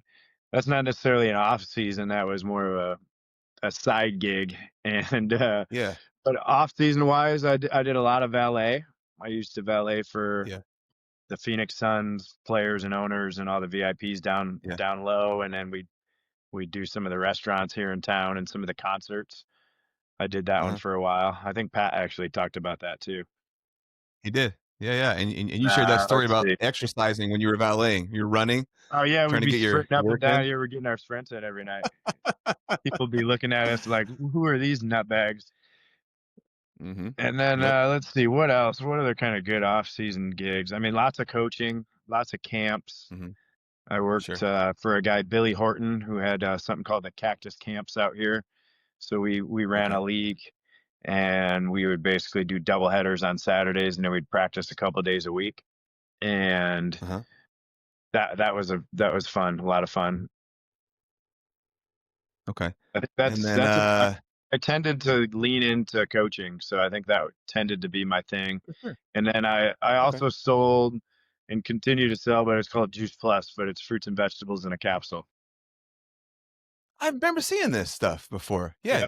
I didn't realize that you were still associated with that. Really? Maybe 2000, man, Fletch got me started on that a long time ago, maybe 2005. I gotta get some of these. I gotta try some of these. Yeah, we called okay. it the Jetsons food because it was 17 different fruits and vegetables all in a capsule. Do you think we'll ever get to a day when you can take a capsule like that and get all your macros in one little pill? I mean, it seems like they're getting there with a lot of that stuff. I mean, as far as the long-term benefits, I think that's where we're still, because I think, the same thing with Whole Foods, where it's like every part of that food is important for something. Otherwise, right, it probably would grow different, So I think, well said. but I would Okay. I would be interested to try. I mean, I'm open to trying it. There's a lot of different, good mixes out I there remember these days. Superfoods there and was that kind of. something, I think there's something out there called soy lent or something like that some guy made, and it's supposed to be just like a drink that has all your macros in it, but he ran into some weird nutritional or like body stuff after doing it for a while, like some of his musculature and his face atrophied because he wasn't chewing, and like some of his Yeah, you digestion need stuff fiber. got You weird. need fiber. I know Yeah, that's a very important thing that, sometimes people fail to talk about, but it's like, yeah, you need fiber in your diet, and right, for sure. chewing is part of the human, response, if you Yeah, will. well said. I always ask guys this, and you're gonna have a unique answer because in a way you haven't really walked away, but I always ask guys, what did it feel like when you walked away from the game as a player? Do you feel like you have, or do you never had that moment where it was like this kind of crisis of like, I'm done, you've I think kind of I ebbed have and yet, flowed yeah, through I some have stuff. yet to get there, but who knows? I may, play tell them. Who knows? We'll see. I've seen I some know, dudes out there. It inspires me. You never know. for sure. Yeah. But you've obviously seen how heartbreaking and disorienting it can be for a guy when they're kind of wrapped up, their identity is baseball, and then it's gone, Like that can Well, be I've had a lot of jarring. guys too that will come to me to retire just because What do you mean by that? we've put a lot of work in together, where it's like they almost feel like they They need need to be permission from told you? it's not necessarily okay, but in a way where it's like, it's like you ran a good race, you did everything you could do, you turned over every leaf, and that's okay, and it's like so that's where for me the relationship's the most important part, because it's like it might Oh, be. wow. I mean, I've had guys do that in college. They do a semester of college and they come back and they're like, "Man, Zing, this is not for me." And they feel like they're letting their parents down, they're letting their coaches down, Oh, yeah. but then I'll have other guys that'll come to me in the same boat that are like, I've learned that this is my avenue, and thank you, baseball was an avenue for this that taught me this, this, and this. So there's so many different ways that people experience that. But I mean, yeah, I've had That's quite so a few different beautiful. pro guys that, either call me or come see me, or same thing with, like I said, younger guys, or, I mean, I've even dealt it with, even younger than that guys, and it's the same thing where it's like, it's okay, and I think there comes a point for most people where that's going to happen. That is beautiful. Man, that is profound. But I think, the Dang. thing again is like, you love them the same. I think that's the biggest thing, where it's like Yeah, my love for them is not wrapped up in their success, where it's like, it's not like right. I love somebody more because they are this or you did this. That's not how it They've works. achieved that, right? Yeah, Yeah, it's not something you earn or something it's like with a brotherhood, that's not how it works. It's we love you no right. matter what. The ups, the downs, the ins, the outs, the playing, not playing. Now you're a dad, maybe you're a coach, maybe, there's Yeah, so many ways that baseball lives on in people's lives. beautifully put. Man, that's so good. Yes. So the second part to that, I guess, would be if it hasn't broken your heart in the way like you've walked away, like some guys have, has it broken your heart at times in other ways? I know you've been through some Oh yeah. injuries, you've been released probably a couple times there. Oh yeah, many Anything times. stand out? I Okay. mean, I think my first time I got released, I was shocked. Yeah, where it was like Can you take me there? that. So I was in spring training 2004 with the Brewers, and it was the last Yeah. day, and we were all getting our reports or whatever, and I thought I was going to Huntsville to go Double A, Yeah. and I get called in right right how it happens right when you walk in before you change your clothes most of the time, and that it was like, whoa. Yeah. Like I just remember sitting there and I heard what they were saying, but it was like I was in like a wind tunnel or something. It was Yeah. just like, what's happening right now? And And then I mean, I think definitely when I was injured, that broke I did it to myself, but it was like, that one definitely broke yeah. my heart. I've lost game 7s. Game 7, that'll break your heart. Yeah. How long did But it I come healed. how long for sure. No, so take me back to getting released, because that's a really interesting part for every baseball player. Most of us experience that on some level. How long did it take you to kind of get your head back in the right space after that? I mean, honestly, it was like right away. Like it was once I Okay. kind of got out of that tunnel and I walked out, it was like, it was like I got punched in the mouth. But Yeah. I mean, I just remember making a phone call to where I was the year before, and I was like, "Will you have me back?" And they were like, "Yeah." And I'm like, "All right, let's go. Here we go," and just got back Okay. to training. Cool. For sure. I mean, like on some Michael Jordan shit, did you use that on as motivation in a way? Did that light a fire in you in any way, or was your fire already lit and it didn't really matter? I mean, I feel like the fire was already kind of lit. I think there's definitely, I Okay. mean, I think for sure, like especially when I had my temper tantrum and elbowed the dugout, I think that's where it was like a lot of that had built up, just built up frustration and had yet to Okay. kind of learn how to deal with that. And I think that was anger was my out. Anger was And your I out. think that was Interesting. extremely Okay. humbling. It was extremely humbling how anger can just blow up in your hand like that. 100%. Like a stick of Looking dynamite, back baby. on your career, looking back on your career, what are you most proud of as a player? I would say probably the dedication to it and being a good teammate. Absolutely. That's a great answer. You obviously, this is a yes, but I always ask every guy this: do you still consider yourself a baseball player? Yes, sir. Yes. Yeah, obviously. Do you have baseball dreams ever? Can you speak to any of them that you remember? Well, it was really funny because it was a pretty recurring one that Roger Clemens just happened to be in this dream for whatever reason. The And it Rocket? was the Rocket. And then I got to meet him this year, and he Really? was as cool as, you can imagine. And Mm-hmm. being around him, it was one of those moments too where it's like you're sitting there and it's like you're living in the dream. You're literally you're in it. I mean, what's he doing in the dream? He's there pitching, throwing. Really? Okay. I mean, do you ever have dreams where you're pitching or throwing to people? Oh yeah. Oh yeah. I remember one of them I was pitching against him. That's why it was funny because he Really? would show up. Yeah, and it was, just different stuff. Sometimes it was, you know, on the field or in the dugout or whatever. He just for whatever reason seemed to be one of those guys that was in the corner of it. And I think it's just, from The growing up Rocket. and seeing guys like that being around, watching it on TV and studying film and just seeing, it's funny. My mom will tell you that I used to, in my sleep, recite the Michael Jordan "Come Fly with Me" 1990 documentary. And it was the same thing where it's like, I Great. think you watch something enough, yeah, it might show up in your dreams.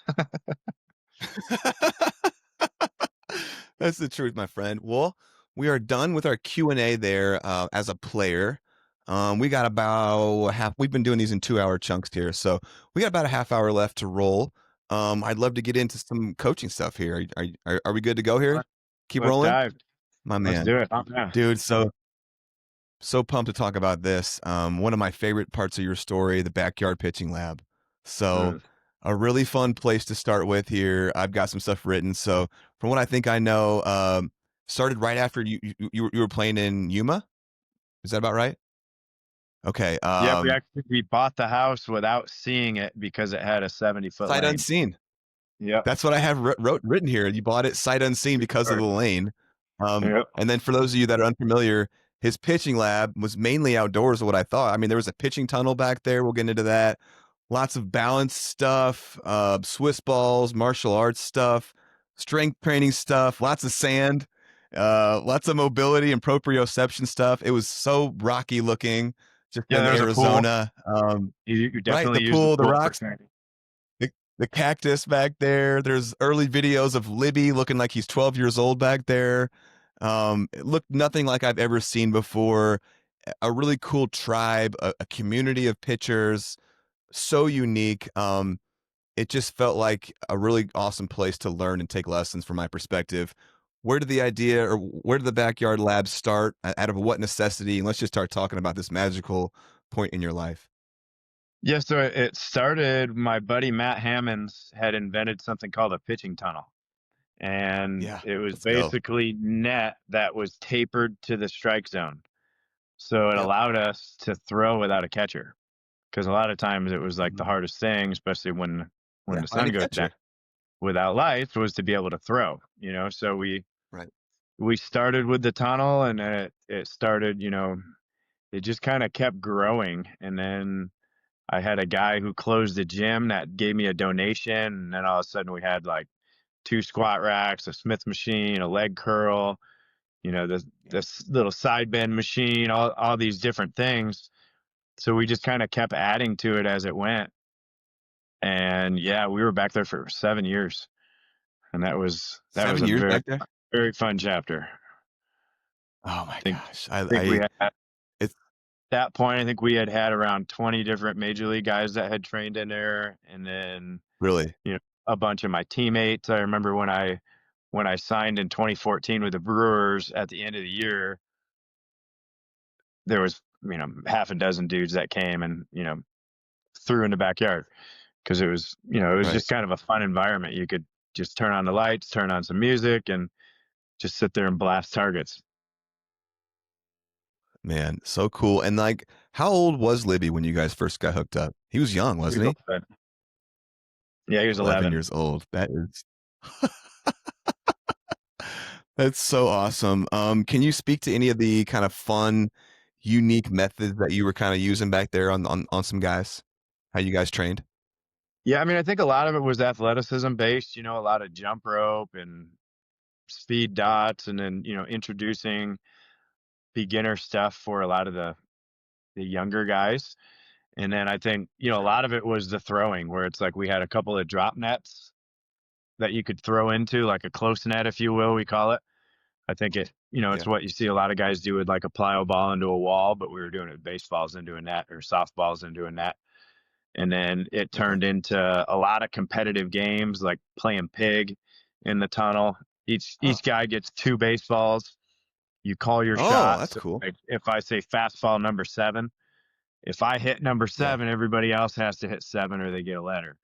And if I hit it Okay. twice, you got to hit it twice.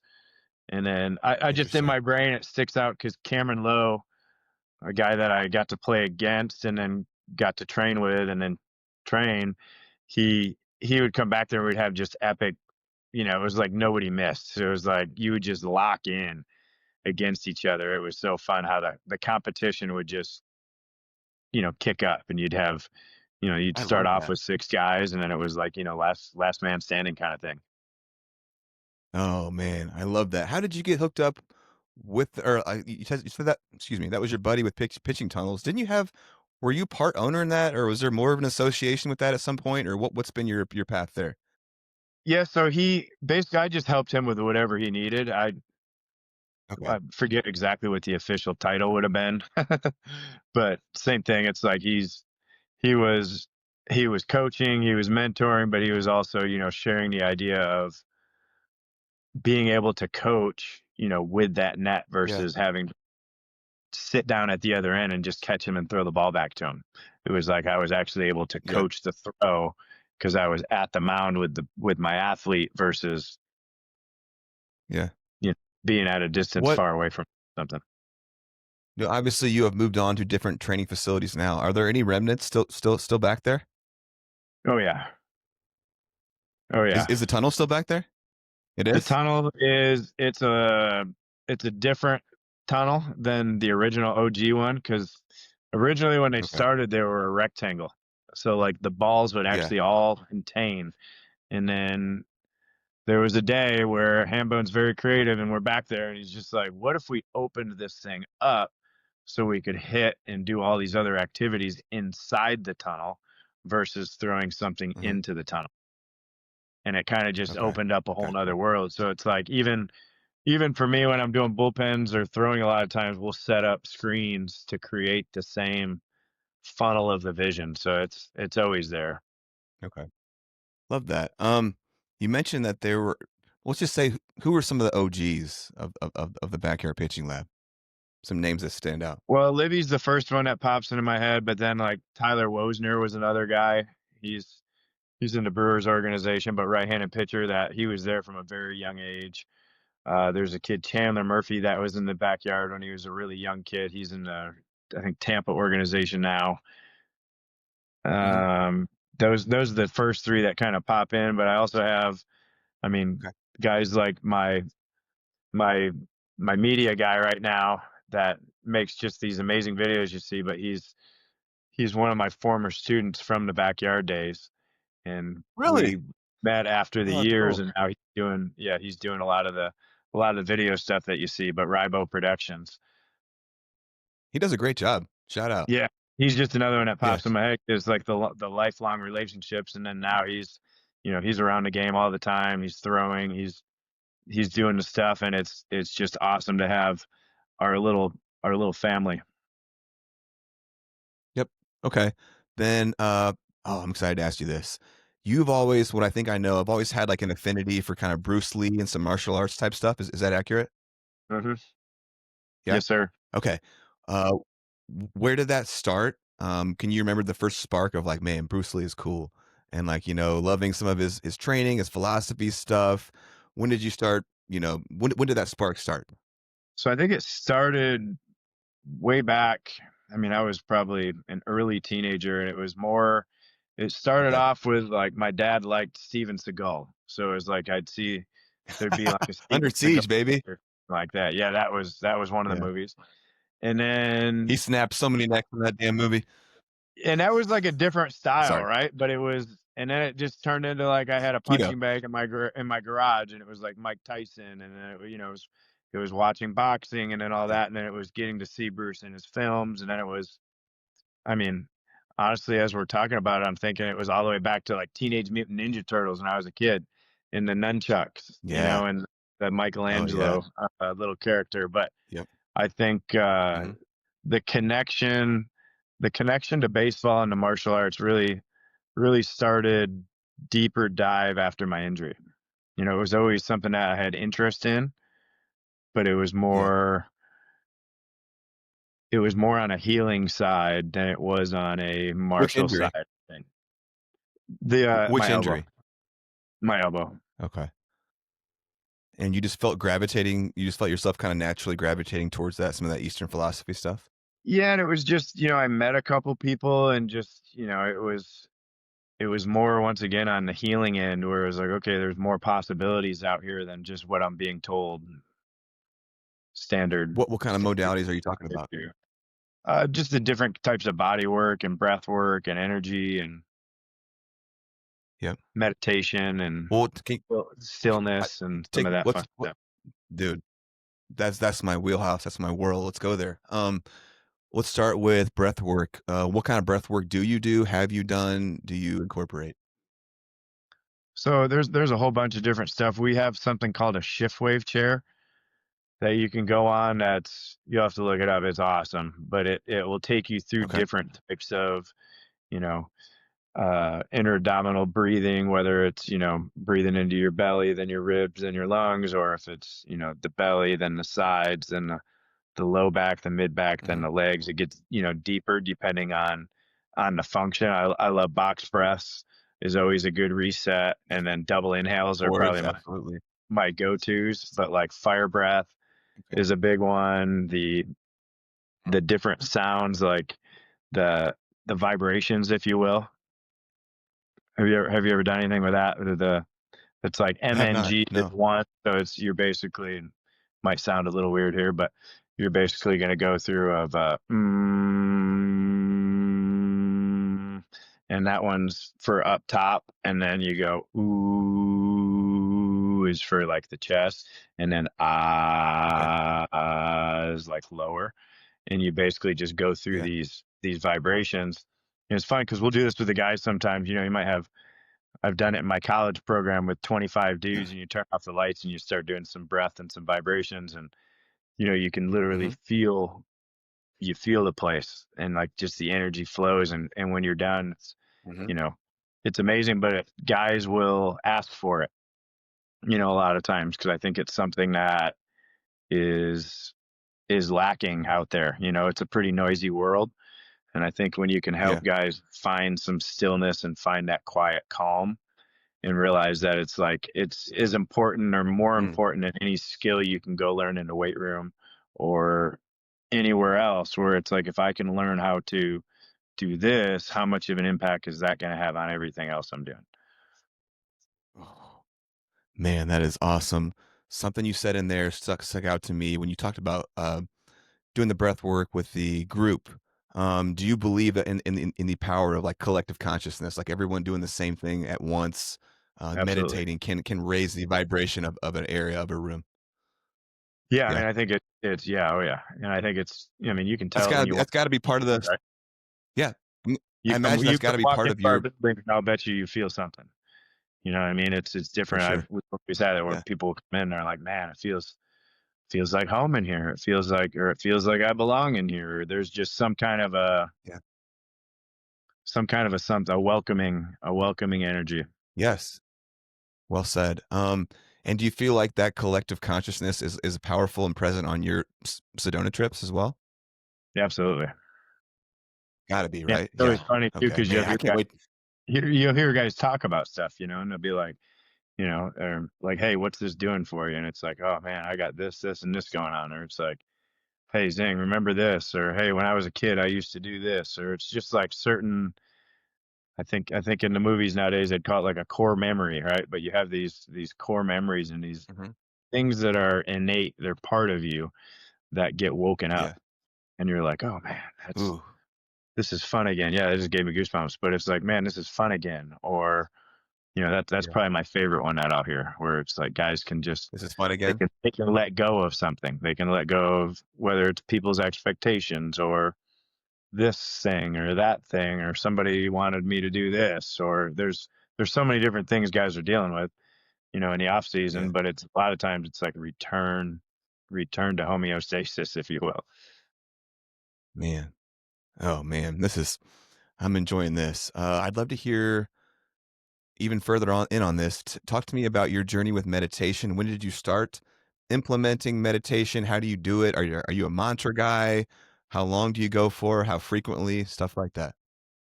I mean, it kind of depends on the day for me. It's an everyday, throughout the day type of a thing too.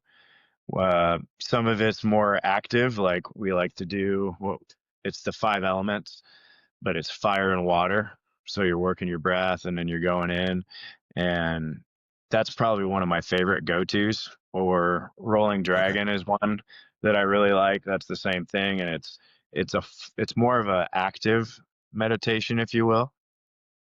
And then, I mean, as far as when I started, was probably around 2004, when I was going through a lot of the recovery stuff from my elbow injury. And then it kind of just now, will you ever sit and do like a true like Zazen meditation, like like a classic one that people think of? Yeah. You will? Yeah, especially out in nature too, where it's sit there. I mean, honestly, a lot of times there's no time that's involved with it. It's just okay. I mean, there's other times where it's like, hey, I'm gonna set a timer for the group for 20 minutes. Everybody go find their place and just do your thing. Some guys like to walk around, and it's more of like a step to step kind of a meditation, or like even like a gratitude, where it's like every step you say something you're thankful for, and you're going to wait to take another step till you get something. And then, you'll get to the point where it's like, man, you thought of almost everything you can be thankful for. And it's like, then just stand there for a minute in that, and it's like, if you're taking those steps and you can just keep saying it, and then it's like, okay, now all of that trail you just left of gratitude is following you. absorb it. Oh, man, that is beautiful. Speaking of gratitude, do you is that something that you feel like you've cultivated over the years, or do you do anything special to keep you in that kind of mind state? Do you have a gratitude journal? Do you purposely think gratitude thoughts in your head? Is there any kind of Yeah, I mean, I'm a parameters that you have that set up? big journal guy, and I Me like too. sticky notes. A lot of times I'll have just sticky notes around that are just, little reminders for myself and anybody else that chooses to take a glance. But yeah, I think Yeah, we all just need constant reminders, and then just, you know, living it as a lifestyle as much as you can, and if you're walking in it and you're talking in it, it good. tends to be around, and I think you surround yourself with the right people, and it gets Yeah, reciprocated, versus anything else. But yeah, I'm a big journal guy. I like to write things down. I'm yeah. still pen and paper kind of Love that. guy, more than Me too. notes. But Me a too. lot of times I'll take a picture of it or something, or I have I have a bin over here of just, notes. Really, I Yeah. love that. Um, any favorite memories or stories from the backyard lab that stand out? The first one that pops into my head is Xander sitting in the baseball bucket, and it was like a fairly big net, and it's, the little bucket, and just flipping to James Hoyt, because Hoyt Beast spent a lot of time in that tunnel, and we have a picture of it, so I think that's part of what makes it stick out. But it was like he's Yeah, but literally just they were feeding. close, weren't they? Yeah, oh yeah, yeah. He's just sitting Yeah. there feeding them, and Hoyt Beast is just drilling targets. But I think, other than that, it Oh, I was love it that. was some of the later night things, where it's like, we usually try to finish up by 9 for the neighbors most of the Yeah, nights. We'd maybe turn into for wiffle sure. ball after that. We'd play some late night wiffle ball games for sure. Beautiful. But I think there was Um, another fun target that we had in there where it was for instinctive throwing, but you'd get two baseballs, and there was the drop net in front that was a piece of vinyl, and then Bob was in the back. So Bob was like the shortstop, and you had to turn a okay. double play. So you'd have to hit the target first to get it to move out of the way, and then you'd have to throw the next Yeah, one in time that the target had yet to flip back down. So it was like a quick instinctive yeah, throw.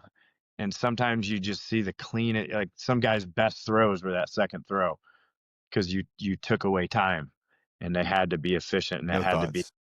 yeah, and it had to be, yeah, flow. That time constraint on athletes can be fascinating sometimes when you put them under a time constraint to do something where they can't think about it. There's some I mean, if you fascinating look at stuff with like with hitting there. quarterbacks or catchers or shortstops, they have more of the time constraint than you see with, especially when you get a robotic pitcher that's like super Sure. slow, and, versus you hit a ground ball to shortstop and the guy's moving through the throw. That's why a lot of times we use Yeah, that as reset for guys, is because you can get athletic. love that. Um, how did you balance this transition into like being this pitching coach while also still playing? Like there obviously had to be time for you to train, but then also you're coaching people and doing all this. So how did you balance that? So typically, and it's still to this day, like yesterday, I went in at 7-ish to go get my work in first. So like if I can Okay. go, I always joke it's my therapy, but it's like I got to go do my morning therapy and throw and do my workout, and then when I'm done, I can go with it. I might go throw more, if somebody needs to play catch or something like that, but at least I got my work in first. Yeah. And it allows me to be in that headspace where it's like I'm just there to serve whoever's in front of me. That's beautiful. I've always loved how innovative you are and willing to try new modalities and training and whatnot. Have there been any ones that you've tried that you're like, man, this is a clunker and it's been scrapped? I mean, I'd just say any cookie cuttering, like any thinking that everybody should do something the same. I think Hmm. allowing guys to maybe learn principles, but learn their way of doing it, or maybe learn a concept, Yeah. but then they learn their own language or way to say it. Because you could tell when I was at Scottsdale, I gave guys index cards and went through cues and asked them, hey, write this down, write down whatever comes to your mind. Just went through cues, and long story short, different guys hear things differently.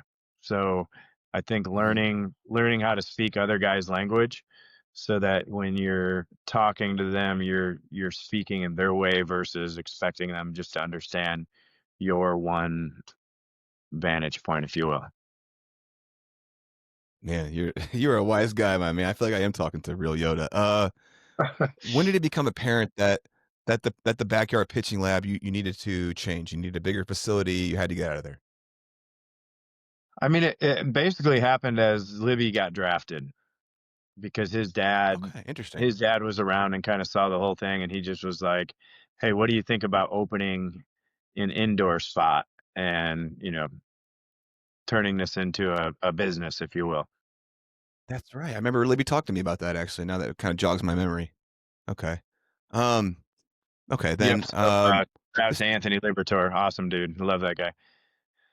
Shout Matthew's out. dad. This Yep. is I got a random question off the top for you. I spent a 3 or 4 year chunk training a lot of pro baseball guys too. My background is exercise science. It was always interesting how they paid and how we did that, because like some guys were in minor leagues, they didn't have a lot of money, and we just let them train for free essentially. But then there were guys like that sometimes trained for free for a couple years, and then they'd buy us a squat rack.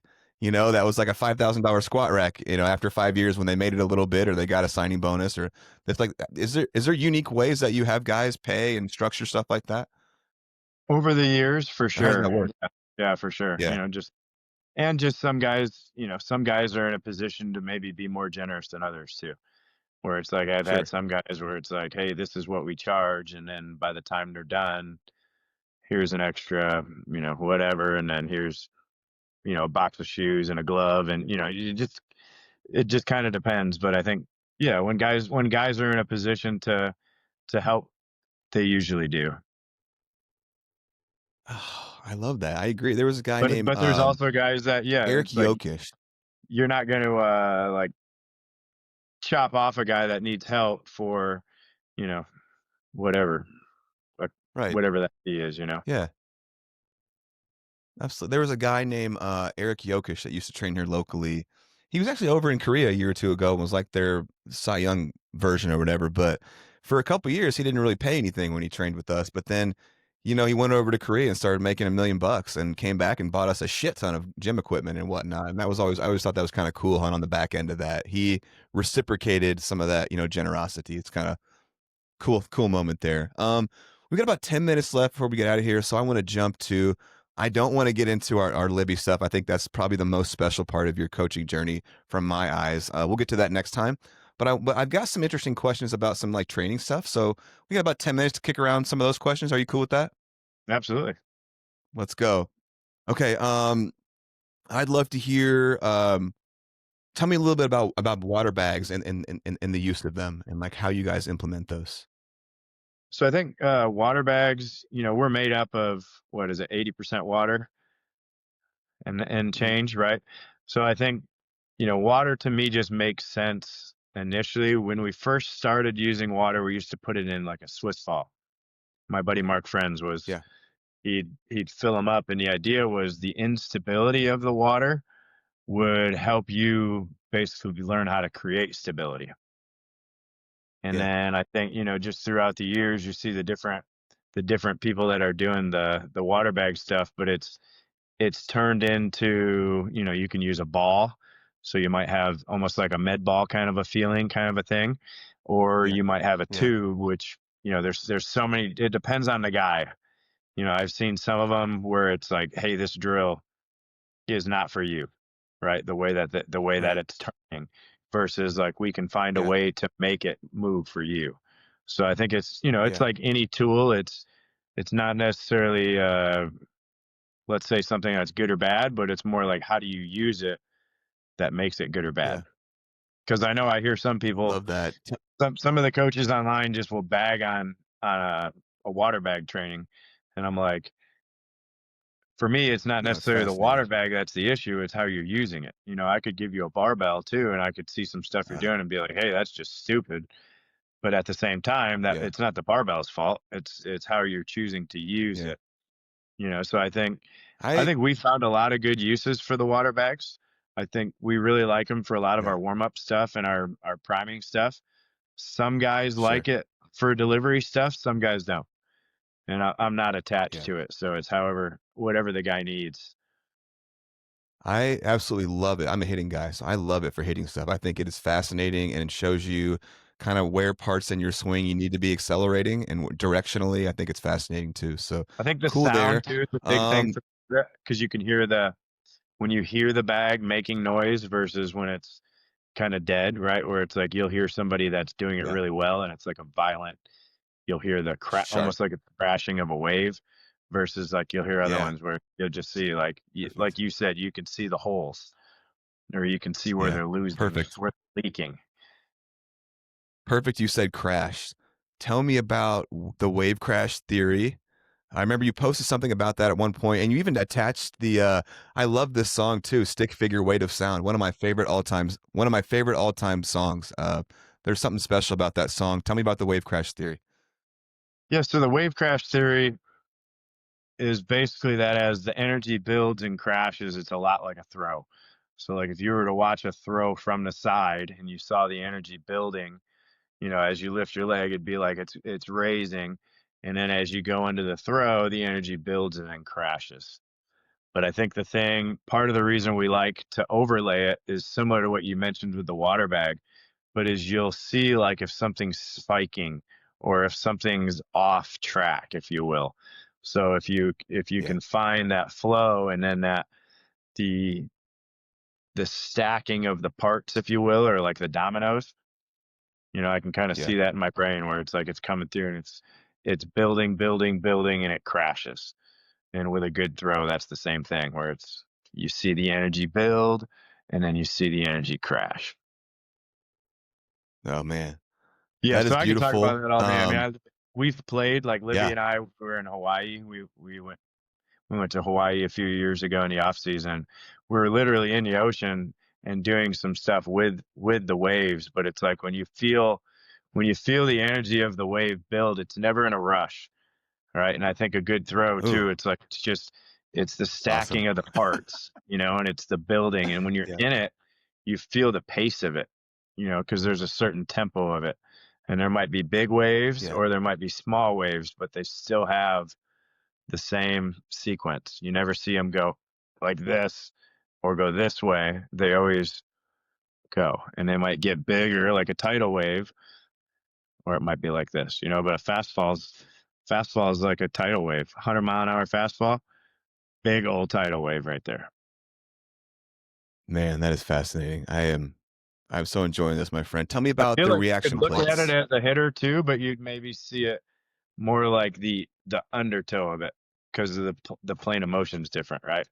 Where it's like for the throw tends to be more like it's going to go that way versus like you'd almost look at the waves gonna go, but it would crash at contact or at like impact.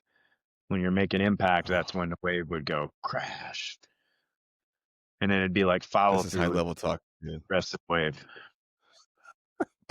You're a special guy. Tell me about the reaction plates. You guys are out there.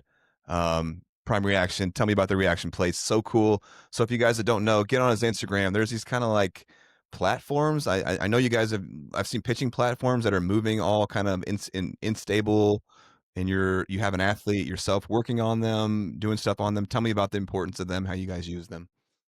Yeah, so the React boards are awesome. It's basically like they made the floor start moving. So I think for a long time, I mean, you see things like the little instability boards you can stand on, or you see like the Bosu balls, or different type of things like that. But it's different when the floor moves. And I think a lot of the stuff we found is your central nervous system needs to turn on more because your fight or flight is going on because you want to stay on your feet. And then what we've also found is, especially with throwers, is when it's on and you're going through your throw, there's a different headspace you go to because you're focused on obviously staying on your feet, but maybe you're less thinking about how to throw the baseball or mechanics, if you will. You're just you're flowing with, you learn to flow with it. But it's awesome. Man. All the way from body weight stuff to pitching drills to guys will do deadlifts on them. You can do kettlebell stuff. Sifu is doing animal stuff on there. And the possibilities are endless, but it's been so fun to be able to use them and kind of help write throwing programs and some different kind of stuff that we're able to use with our athletes. But it's awesome because we're seeing results, and I think anytime as a coach you're doing things, you are, at the end of the day, you're looking for results. You're looking to get your guys better, and I think anytime you can improve that headspace and then you can also improve stability up the chain, you're gonna see results stacking. Man, you guys got something cool going out there at Primary Action, don't you? We sure do. Yeah, it feels like every day there's something more that's helping us. So it's been a lot of fun. A lot of fun. I mean, from the outside looking in, like, you got some really innovative people there, some high level baseball guys, a cool culture there. I have to come out there sometime to check it out. Man, we're at 2 hours. I think it's time for us to get out of here. Rock and roll, my brother. Man, dude, I'm so enjoying this journey.